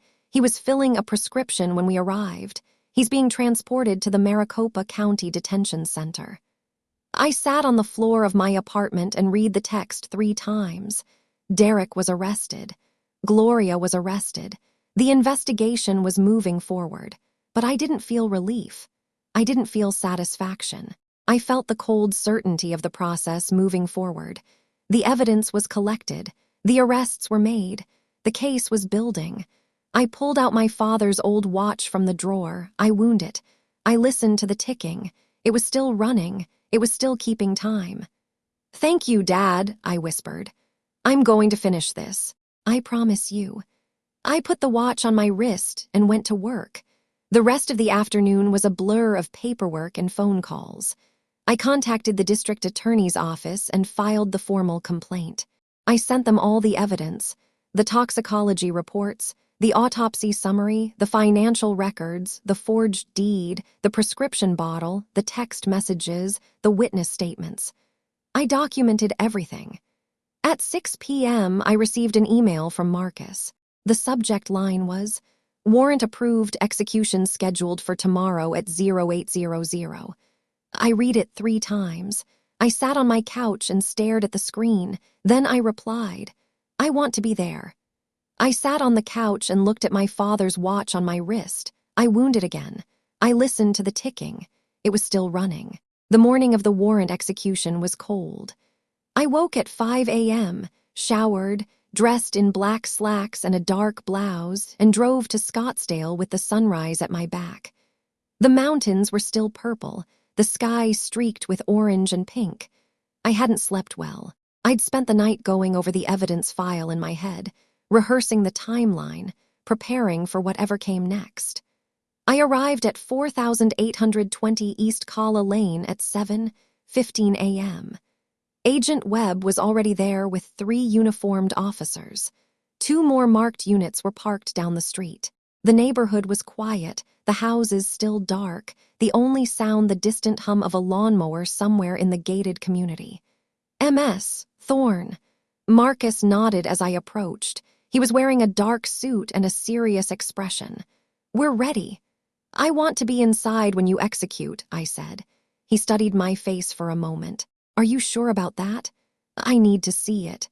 "All right. Stay behind the officers. Don't touch anything. Don't say anything unless you have to." I nodded. I fell in line behind the officers as they approached the front door. The flagstone path was the same one my father had laid 20 years ago. The cactus garden was the same one he'd tended with such pride. But the house didn't feel like his anymore. It felt like a fortress. Marcus rang the doorbell. We waited. The seconds stretched. I heard movement inside, footsteps, muffled voices. Then the door opened. Gloria stood there in a silk robe, her hair loose around her shoulders. She looked disoriented, confused. Her eyes swept over the officers, over Marcus, and then landed on me. "Vivian," her voice was flat. "What is this?" Marcus stepped forward. "Gloria Wilkes Thorne, I'm Agent Marcus Webb with the Arizona Department of Public Safety, Financial Crimes Unit. I have a warrant to search this property." He held up the paper. "Please step aside." Gloria's face went white. "You can't do this. This is my house. I have rights." "You can exercise your rights after you step aside." She didn't move. Her eyes were locked on me. "You did this. You brought them here." "I brought them here because you killed my father." "Mr. Webb," I said, "I know where the office is." I stepped past Gloria and walked down the hallway. The officers followed. I heard Gloria's voice behind me, rising in pitch, but I didn't turn around. I opened the door to the office and looked inside. The filing cabinet had been emptied further since my last visit. The top drawer was completely empty. The middle drawer had only a few random papers. The bottom drawer was locked. Marcus came up behind me. "Is this the office?" "Yes. The filing cabinet is where I found the original will, but it's been emptied since I was here last." Marcus knelt and examined the bottom drawer. He pulled out a set of lock picks and worked the mechanism. It clicked open. He pulled out a stack of folders and started going through them. One folder was labeled Deed. He opened it. Inside was the forged deed, signed with my father's name and dated April 14, 2024. The signature was clearly wrong. The loops were too tight. The slant was off. Marcus photographed it and sealed it in an evidence bag. "Forged deed," he said. "We'll need a handwriting expert to confirm, but it's obviously not your father's signature." "Look at the witness line," I said. "The G in Gloria's signature." Marcus looked. "That's Derek's handwriting. He signed as a witness to his own mother's forgery." "Yes." Marcus sealed the deed. He continued through the folders. In a separate folder, he found the original will, the one I'd seen before, dated 2021, naming me as sole heir. It was crumpled, as if someone had tried to hide it behind other documents. "Original will," Marcus said. "Dated 2021, you're the sole heir. Gloria gets a $50,000 life estate and 1 year in the house." "That's the one I told you about." Marcus sealed it. He looked at me. "We have enough. The forged deed, the original will, the fraudulent power of attorney. This is a slam dunk for the financial crimes side." I looked at the desk. It was bare except for a pen holder and a lamp, but I remembered something. I opened the top drawer and found a small notepad. I flipped through it. On the last page in my father's handwriting was a short note. "Gloria took my phone. She won't let me call anyone. I'm so tired. Vivian, if you find this, please help." I stared at the note. My father had written it. His handwriting was shaky, the letters uneven, but it was him. He'd been desperate enough to leave a note in his own desk drawer, hoping someone would find it. "Marcus," I said, "look at this." He read the note, his jaw tightened. "We'll log this as evidence. This is testimony to his state of mind." I placed the notepad on the desk. I couldn't look at it anymore. I walked back to the living room. Gloria was standing in the center of it, her arms crossed, her face pale. The officers were moving through the house, opening drawers, checking closets. I saw one of them carrying a box of syringes from the guest bathroom. Another officer was photographing the medication station that had been set up in the guest room. Gloria watched them. Her face was a mask of cold fury, but I saw the fear in her eyes. "Gloria Wilkes-Thorne," Marcus said, approaching her. "You are under arrest for fraud, conspiracy to commit fraud, forgery, elder abuse, and financial exploitation of a vulnerable adult. You have the right to remain silent. Anything you say can and will be used against you in a court of law." "You have no proof," she said. "You can't prove anything. We have the forged deed. We have the original will. We have the prescription bottle under your sink. We have the text messages from Janice. We have the autopsy results." Marcus paused. "We have everything." Gloria's composure cracked. She looked at me. "Vivian, please, I loved him. I loved your father. I never wanted him to die. I just needed to keep him calm.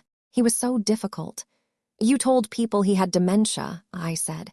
"You had your son forge signatures. You drugged him. You restrained him. You starved him. And you let him die alone." I didn't mean for it to happen like this.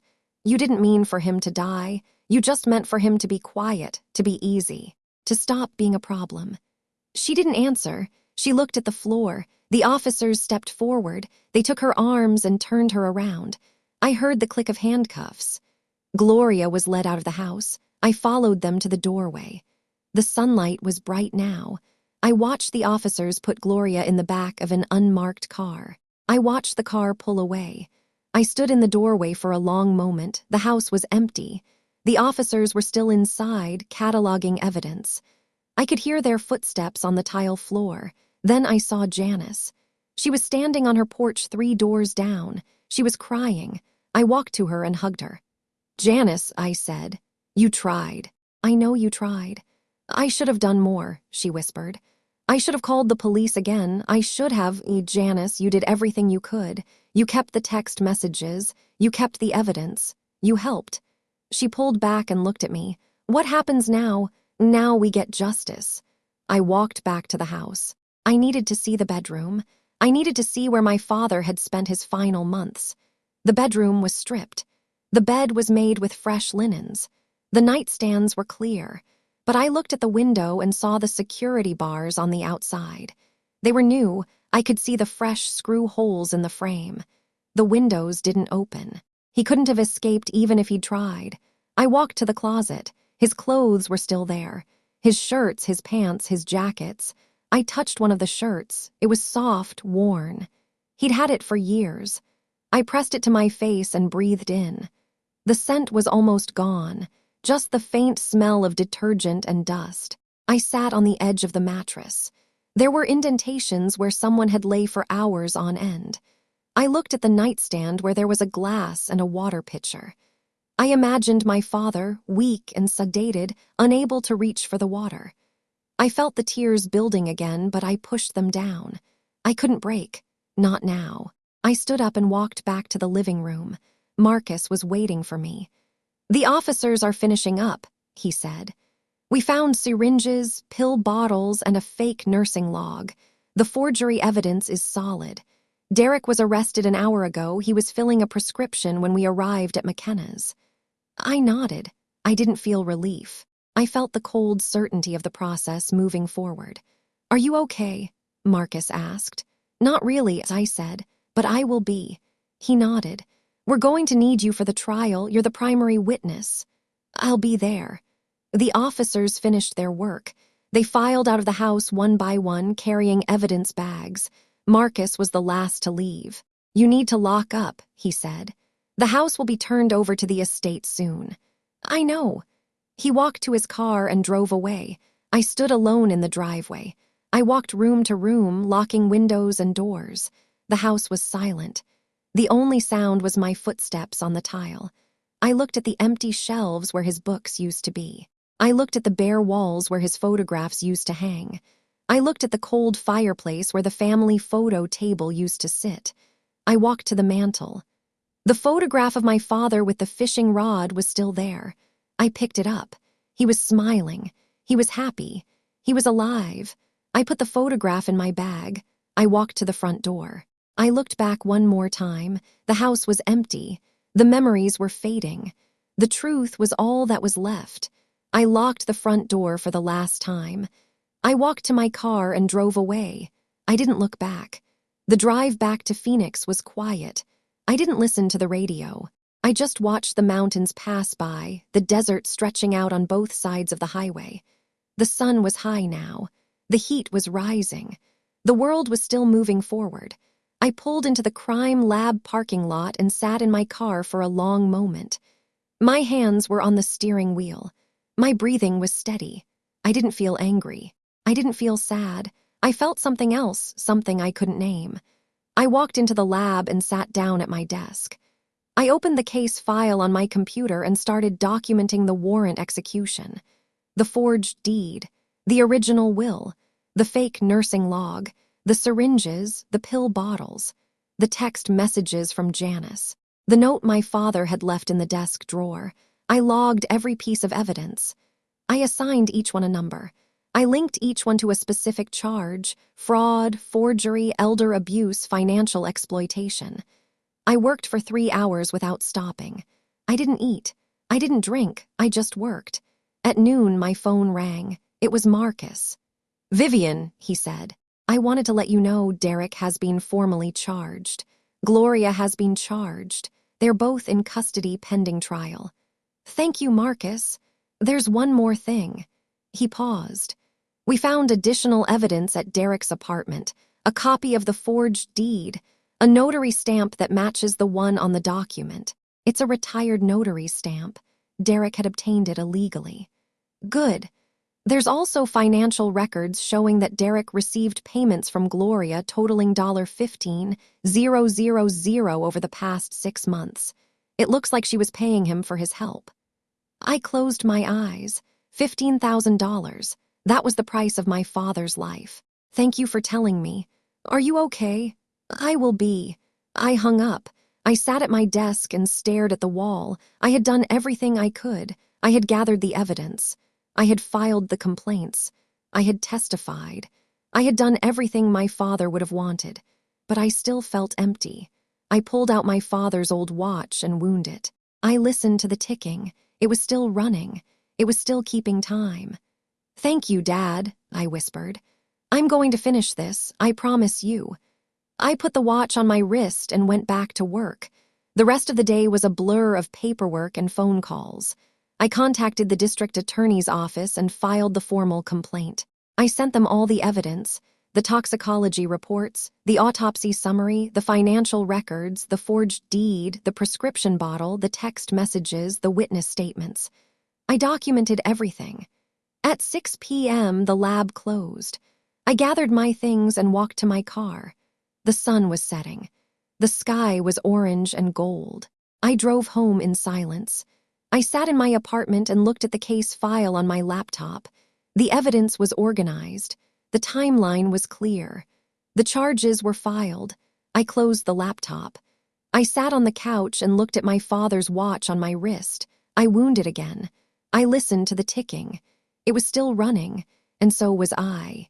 The next morning, I woke up at 6 a.m. I showered, dressed in black, and drove to the Maricopa County Detention Center. I needed to see Gloria. I needed to look her in the eye and tell her what I thought of her. The visiting room was small and sterile. There was a glass partition between the two sides. I sat on my side and waited. A few minutes later, Gloria was let in. She was wearing a jail jumpsuit. Her hair was disheveled. Her face was pale. She looked smaller than I remembered. "Vivian," she said, "please, you have to listen to me." I sat across from her and waited. "I loved your father," she said. "I loved him. He was just so hard to handle. He was paranoid. He thought everyone was stealing from him." "He was right," I said. "You were stealing from him." Gloria started crying, real tears this time. "I need you to drop the charges. I'll give you everything. The house, the money, everything. You don't have anything to give. It was never yours." Her face hardened. "You think you're better than me. You think your father was a saint? He was a miserable old man who never had time for you. I was the one who stayed." I stood up. "You didn't stay. You imprisoned him. You drugged him. You took everything and you let him die alone." I walked out without looking back. The following week, I visited Derek. He was in the same facility, in the same visiting room. He looked younger than I remembered. He looked scared. "Vivian," he said, "I didn't know what my mother was doing. She told me it was just medication for his anxiety. She said it was to help him sleep." "You filled the prescriptions under a fake name," I said. "You watched her isolate him from everyone. You signed the deed. You saw him decline." "She threatened me," he said. "She said she would kick me out of the house. She said she'd cut me off. So you chose your own comfort over my father's life." He looked down at the table. "I'm sorry." "Sorry doesn't bring him back." I stood to leave. He said, "You're destroying our family." I turned back. "You destroyed yourself. I'm just cleaning up the mess." I walked out. I drove home through Phoenix. The city lights blurred past. I realized I'd felt nothing during the visits, not anger, not sadness, just a cold clarity. I was finally seeing what was in front of me. I called Christine Park, the attorney I'd hired to handle the estate proceedings. "I want the house sale reversed.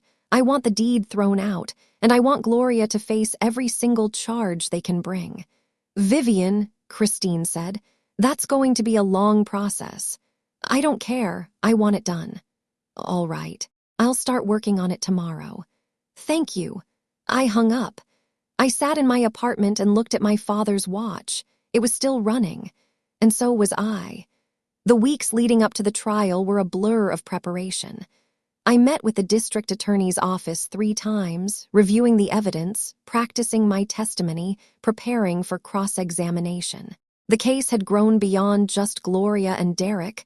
The media had picked it up, and now it was a public spectacle. I saw my father's face on the evening news. I heard his name spoken by strangers. I felt the weight of it pressing down on me, but I didn't break. I couldn't. Kevin Grayson, the Maricopa County District Attorney, was a man in his late 40s with gray-streaked hair and a calm, measured voice. He reminded me of my father in some ways, steady, patient, unflappable. He reviewed my file and nodded slowly. "MS. Thorne," he said, "this is the most straightforward elder abuse case I've seen in years. The evidence is overwhelming. The toxicology report, the forged deed, the fake prescription, the witness testimony, we have everything we need." "Will it be enough?" I asked. "More than enough." He leaned back in his chair. "I'm charging Gloria with involuntary manslaughter, elder abuse, fraud, conspiracy to commit fraud, forgery, and unlawful imprisonment. Derek is being charged with fraud, conspiracy, prescription fraud, and identity theft."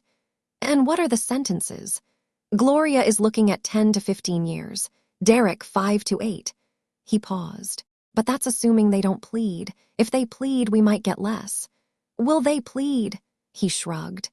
Gloria's attorney is trying to negotiate, but I'm not interested in negotiating. The evidence is too strong. Good. I left his office feeling a strange mixture of relief and dread. The trial was coming. The end was in sight, but I wasn't sure how I would feel when it was over.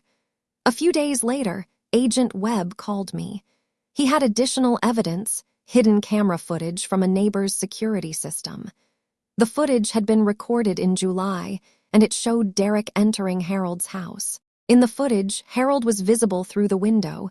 He was wearing pajamas, standing unsteadily, and Derek physically pushed him back into the house. I watched the footage on Marcus's laptop. The quality was grainy, but the action was clear. Harold was at the front door, his hand on the knob. He looked thin and disoriented. Derek appeared behind him, grabbed his shoulder, and shoved him backward into the house. Harold stumbled and disappeared from view. Derek closed the door behind them. The timestamp on the footage was July 14. That was the same day Janice had received the text message from Harold. "Don't come. She's watching. She won't let me leave." I felt my jaw clench. I watched the footage again, then I watched it a third time. "Can I have a copy?" I asked. Marcus nodded. "For the trial." I held the USB drive in my hand. For the trial. The trial began on a Monday morning in Maricopa County Superior Court. The courtroom was packed with reporters, cameras, and spectators. I sat in the front row of the gallery, wearing a simple black dress and my father's watch on my wrist. Gloria was brought in first. She was wearing a jail jumpsuit, her hair pulled back, her face pale and drawn. She looked smaller than I remembered, diminished. Derek followed her, his eyes fixed on the floor. He looked like he hadn't slept in weeks. The judge, Margaret Allen, was a stern woman with gray hair and reading glasses. She called the court to order and read the charges. The room fell silent. Kevin Grayson delivered the opening statement. He stood before the jury and spoke in measured tones. Harold Thorne was a 71-year-old man in good health. He was a retired construction manager who loved fishing, gardening, and spending time with his family.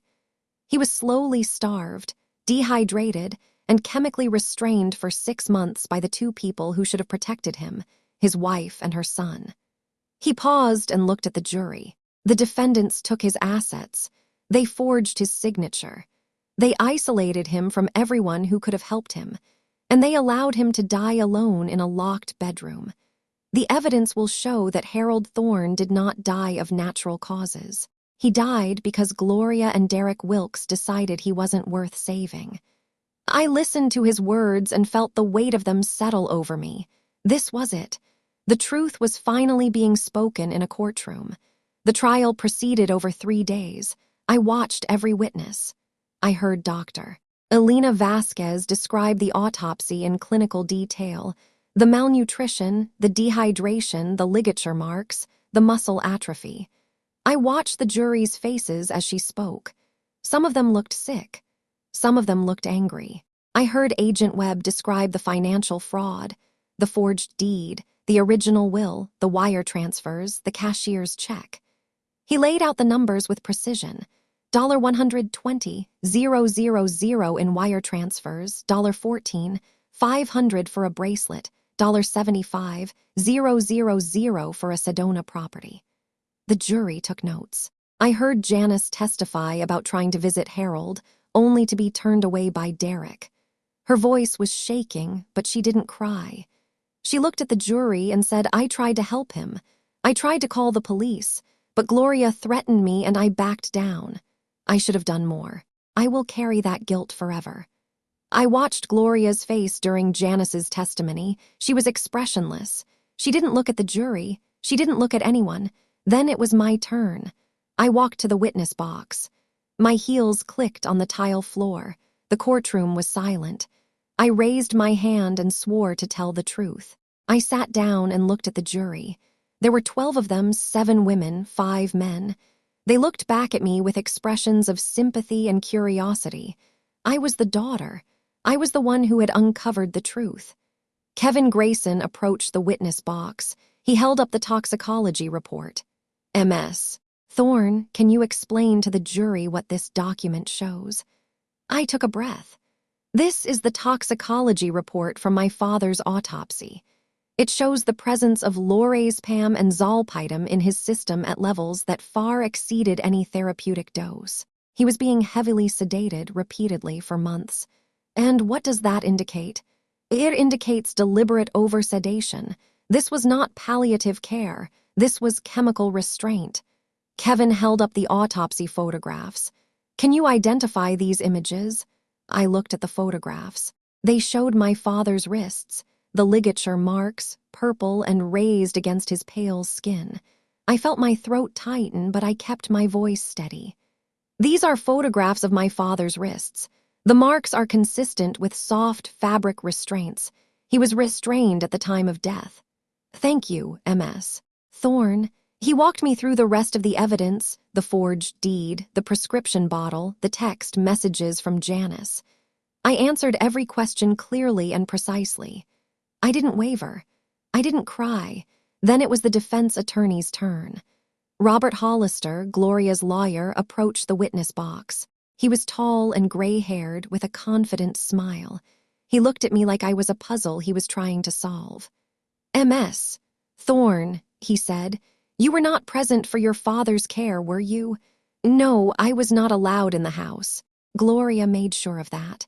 But you admit that you only visited your father once in the 6 months before his death. Yes, I believed what Gloria told me, that he was tired, that he had dementia. I was wrong to believe her. Mr. Hollister's smile tightened. Isn't it possible that you're projecting your own guilt onto a woman who did her best? I paused. I looked at Gloria.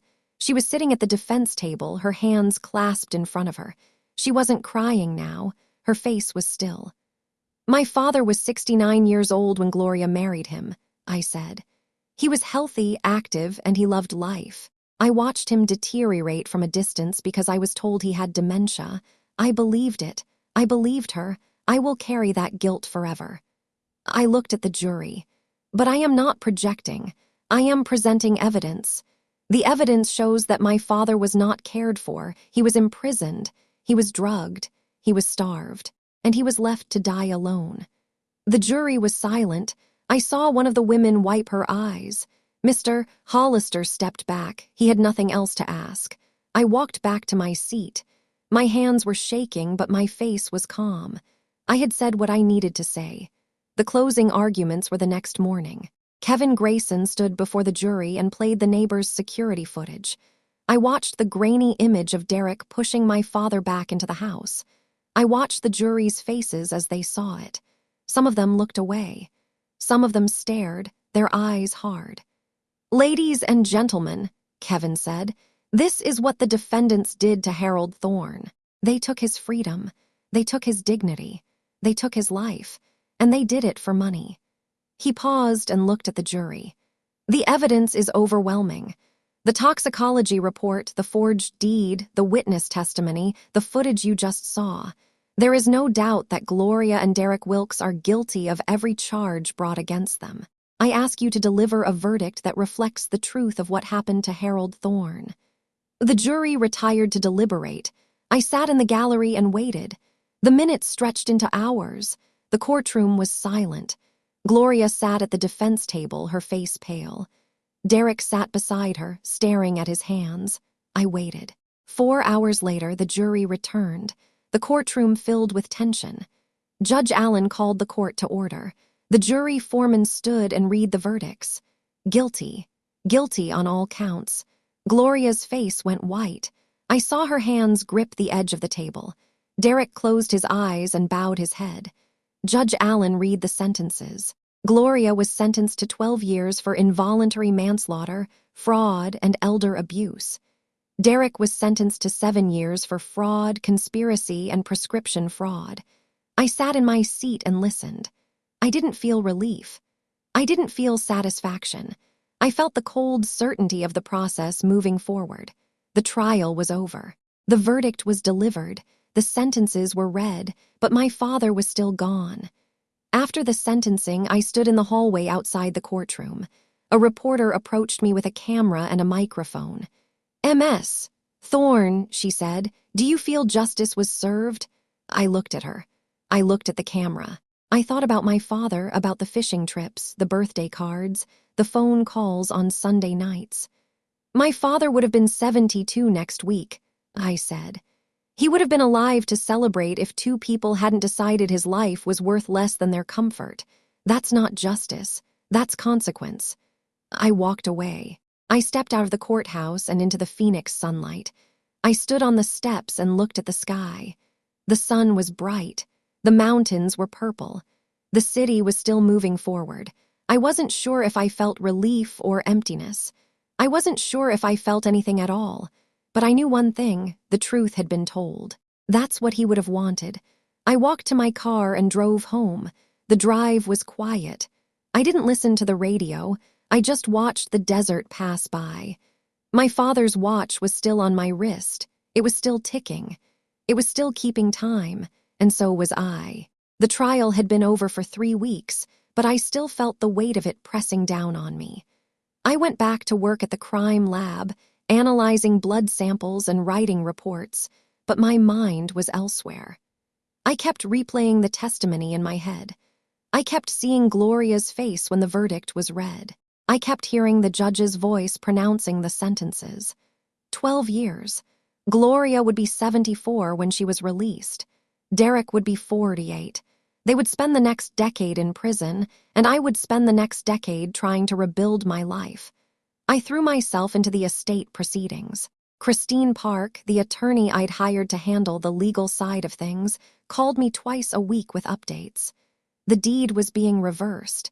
The original will was being validated. The financial accounts were being restored.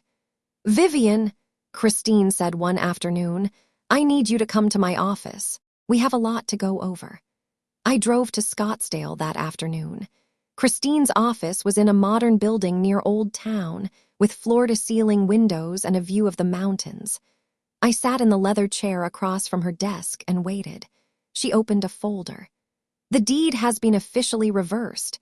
The house at 4820 East Kala Lane is yours. The financial accounts have been restored. What remains after Gloria's expenditures? Your father's original will has been validated." She slid a document across the desk. I looked at it. The numbers were there.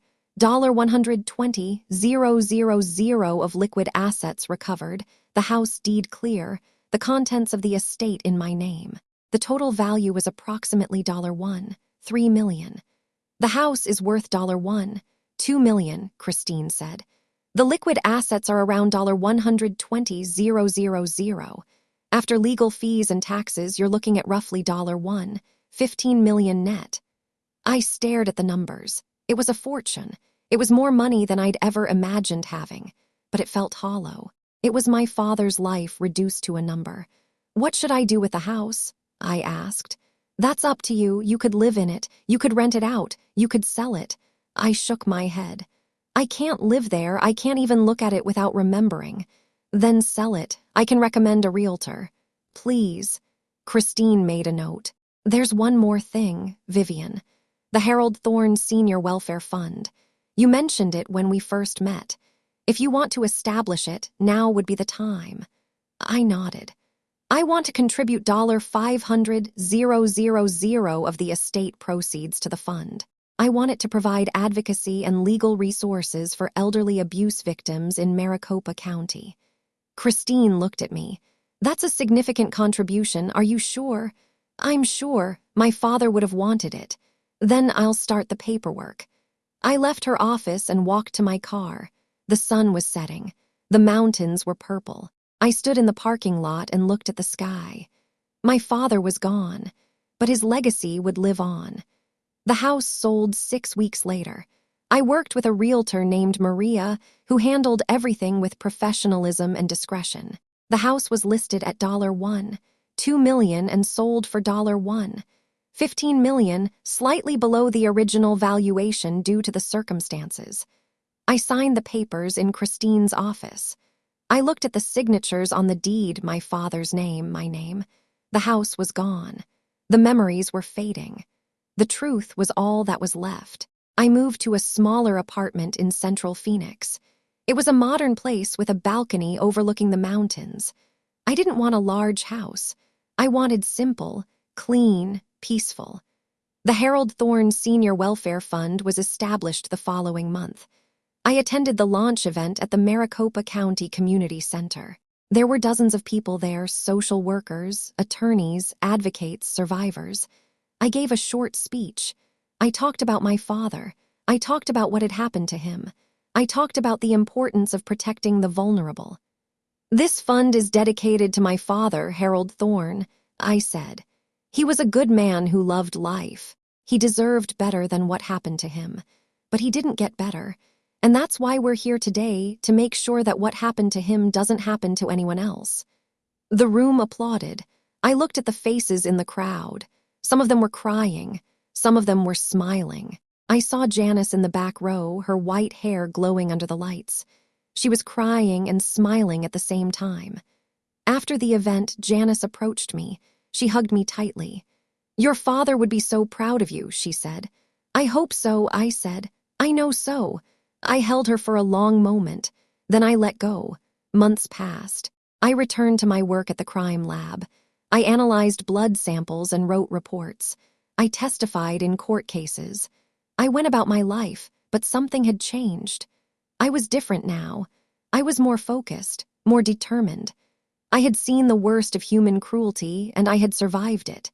The state assigned me to a task force focused on elder care fraud. I worked with social workers and attorneys to identify cases of abuse and neglect. I analyzed blood work for signs of negligence. I wrote reports that led to arrests and convictions. I didn't let myself become obsessed. I didn't let the work consume me. I did the work, and I went home. I sat on my balcony and watched the sunset. I wound my father's watch and listened to the ticking. I was rebuilding my life. One evening, I was sitting on my balcony with a cup of coffee. The sun was setting over the Phoenix Mountains. The sky was streaked with orange and pink. I had my father's old watch on my wrist. I wound it once, not to keep time, but to remember the sound. I thought about everything that had happened. The phone call from Gloria, the funeral, the ligature marks, the autopsy, the trial, the verdict. I thought about my father. I thought about his smile, his laugh, his voice on the phone every Sunday. I thought about the people I had met. Janice, Elena, Marcus, Christine. They had helped me when I needed it most. They had believed me when no one else would. I thought about what I had learned. I had learned that the truth is worth fighting for. I had learned that justice is not revenge. It's the refusal to let cruelty become the final word. I had learned that I was stronger than I ever thought possible. I looked at the watch. It was ticking. It was still keeping time. I took a sip of my coffee. I watched the sun dip below the mountains. I felt the warmth on my face. I wasn't angry anymore. I wasn't sad. I had processed everything. I stood up and walked inside. I had work in the morning. I had purpose. I had peace. But before I could fully move on, there was one more thing I needed to do. I drove to the Maricopa County Detention Center. I had visited Gloria twice before, once to confront her, once to deliver the news of the trial's outcome. This time, I was coming to say goodbye. The visiting room was the same as before, small, sterile, with a glass partition between the two sides. I sat on my side and waited. A few minutes later, Gloria was let in. She looked older. Her hair was grayer. Her face was thinner. She was wearing a jail jumpsuit and her hands were cuffed in front of her. "Vivian," she said. Her voice was quiet. "You came back." "I came to say goodbye," I said. She sat across from me. "You've already won. The house is yours. The money is yours. I'm in prison for the next 12 years. What else do you want from me?" "Nothing. I just wanted you to know that I don't hate you." She blinked. "What? I don't hate you. I did hate you. For a long time, I hated you with every fiber of my being. But I don't anymore." "Then why are you here?" "Because I wanted you to know that I've moved on. I've taken everything you did to my father and I've turned it into something good. I've established a fund to help other victims of elder abuse. I've dedicated my life to making sure what happened to him doesn't happen to anyone else." Gloria stared at me. Her eyes were wet. "You're better than me, Vivian. You've always been better than me. I'm not better than you. I'm just different. I made different choices. She looked down at the table. I'm sorry, Vivian. I know it doesn't matter now. I know it doesn't change anything. But I'm sorry. I should have done better. I should have been better. Thank you for saying that. She looked up. Will you visit me again? No, I said. I won't. This is goodbye. She nodded slowly. I understand. I stood up. I looked at her one last time. She was a broken woman, sitting in a jail jumpsuit, her life reduced to the choices she had made. I didn't feel pity for her. I didn't feel anger. I just felt empty. Goodbye, Gloria, I said. Goodbye, Vivian. I walked out of the visiting room. I didn't look back. The drive home was quiet. I didn't listen to the radio. I just watched the desert pass by. The mountains were purple. The sky was darkening. The city lights were beginning to glow. I pulled into my apartment complex and parked. I sat in my car for a long moment, my hands on the steering wheel. I thought about my father. I thought about what he would have wanted. He would have wanted me to move on. He would have wanted me to be happy. He would have wanted me to find peace. I walked inside. I sat on my balcony and looked at the stars. The night was clear. The air was cool. I looked at my father's watch on my wrist. It was still ticking. It was still keeping time. I smiled. The truth had been told. Justice had been served. And I had found peace. But the work wasn't done. The task force needed me. The cases kept coming. There were other victims out there, other families torn apart by abuse and neglect. I couldn't save them all, but I could try. I went back to work the next morning. I analyzed blood samples. I wrote reports. I testified in court. I did the work. And every night I came home to my apartment. I sat on my balcony and watched the sunset. I wound my father's watch and listened to the ticking. I was rebuilding my life. I was finding purpose in the pain. I was turning tragedy into something good. My father was gone, but his legacy lived on. In the fund, in the work, in the lives I touched. And in me. I carried him with me every day, not in grief, but in purpose. The truth had been told. The justice had been served. And I had found peace. 6 weeks after the trial, I sat in Christine Park's office in Scottsdale. The windows faced east, and the morning sun streamed through the glass, casting long rectangles of light across the mahogany desk. I was wearing a simple gray blouse and black slacks. My father's watch was on my wrist. It was still ticking. Christine opened a thick folder and slid it across the desk toward me.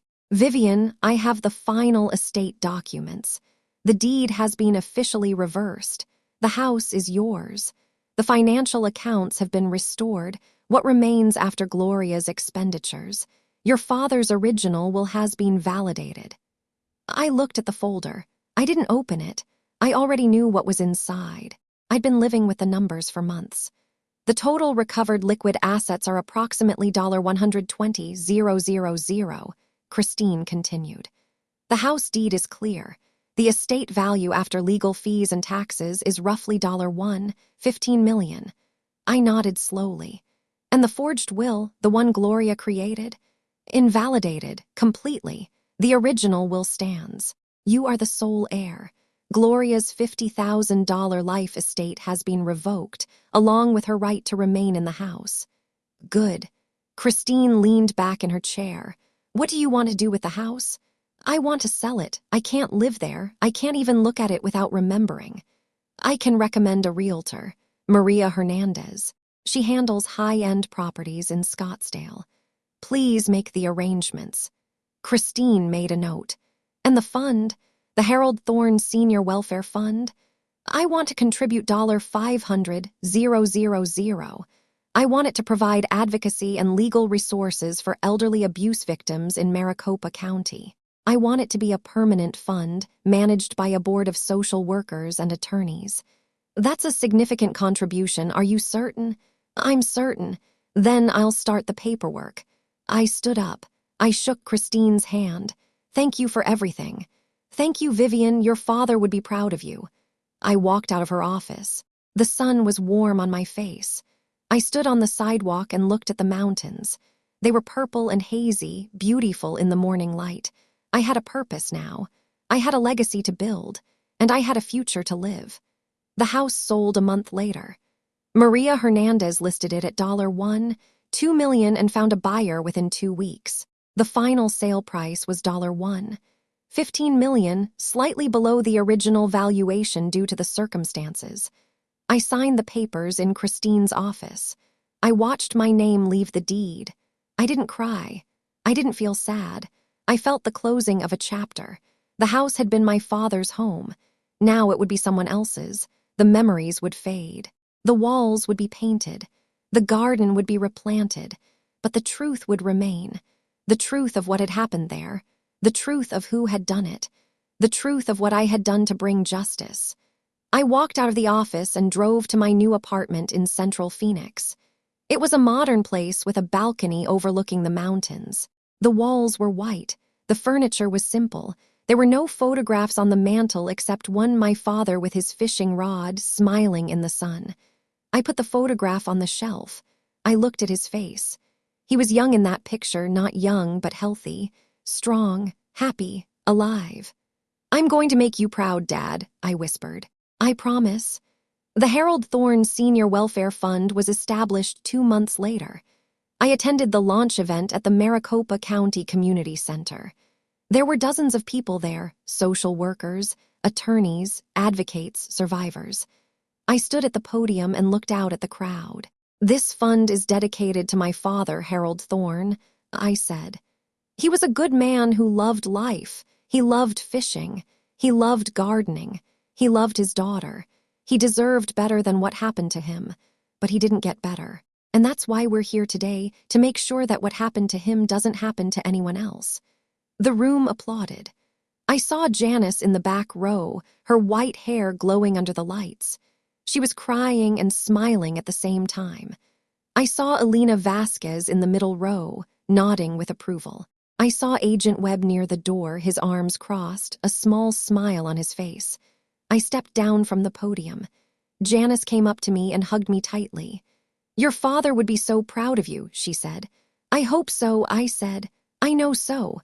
I held her for a long moment. Then I let go. Months passed. I returned to my work at the crime lab. I analyzed blood samples and wrote reports. I testified in court cases. I went about my life, but something had changed. I was different now. I was more focused, more determined. I had seen the worst of human cruelty, and I had survived it. The state assigned me to a task force focused on elder care fraud. I worked with social workers and attorneys to identify cases of abuse and neglect. I analyzed blood work for signs of negligence. I wrote reports that led to arrests and convictions. I testified in courtrooms, always precise, always clinical, always telling the truth. I didn't let myself become obsessed. I didn't let the work consume me. I did the work and I went home. I sat on my balcony and watched the sunset. I wound my father's watch and listened to the ticking. I was rebuilding my life. I was finding purpose in the pain. I was turning tragedy into something good. My father was gone, but his legacy lived on. In the fund, in the work, in the lives I touched, and in me. One evening, I was sitting on my balcony with a cup of coffee. The sun was setting over the Phoenix Mountains. The sky was streaked with orange and pink. I had my father's old watch on my wrist. I wound it once, not to keep time, but to remember the sound. Her life is quiet now. I thought about everything that had happened. The phone call from Gloria, the funeral, the ligature marks, the autopsy, the trial, the verdict, the sentences, the estate, the fund. I thought about my father. I thought about his smile, his laugh, his voice on the phone every Sunday. I thought about the way he'd say, "Vivian, my girl," when I walked into the room. I thought about the fishing rod on the mantel, the garden in the backyard, the worn leather recliner that Gloria had thrown away. I thought about the people I had met. Janice, who had tried to help. Elena, who had believed me. Marcus, who had investigated. Christine, who had fought for the estate. They had helped me when I needed it most. They had believed me when no one else would. I thought about what I had learned. I had learned that the truth is worth fighting for. I had learned that justice is not revenge. It's the refusal to let cruelty become the final word. I had learned that I could survive the worst thing that had ever happened to me and come out stronger on the other side. I looked at the watch on my wrist. It was ticking. It was still keeping time. The second hand moved in its steady, relentless rhythm. It had been running when my father died. It was still running now. I took a sip of my coffee. I watched the sun dip below the mountains. I felt the warmth on my face. The air was cool. The sky was darkening. The first stars were appearing. I built a life out of the ashes. I took the love I had for my father and I made it into something that protects other people. I can't bring him back, but I can make sure that what happened to him happens to no one else. The ultimate lesson is that standing up for the truth, even when it hurts the most, is the only way to reclaim your own soul. Justice is not revenge. Justice is the refusal to let cruelty become the final word. I carry my father with me every day, not in grief, but in purpose. I looked at the watch again. It was still ticking. I smiled. I finished my coffee. I stood up and walked inside. The apartment was quiet, peaceful. I had work in the morning. I had cases to review. I had a fund to manage. I had a life to live. But for now, I had this moment. This quiet moment of peace, of purpose, of knowing that I had done the right thing, that I had told the truth, that I had fought for justice.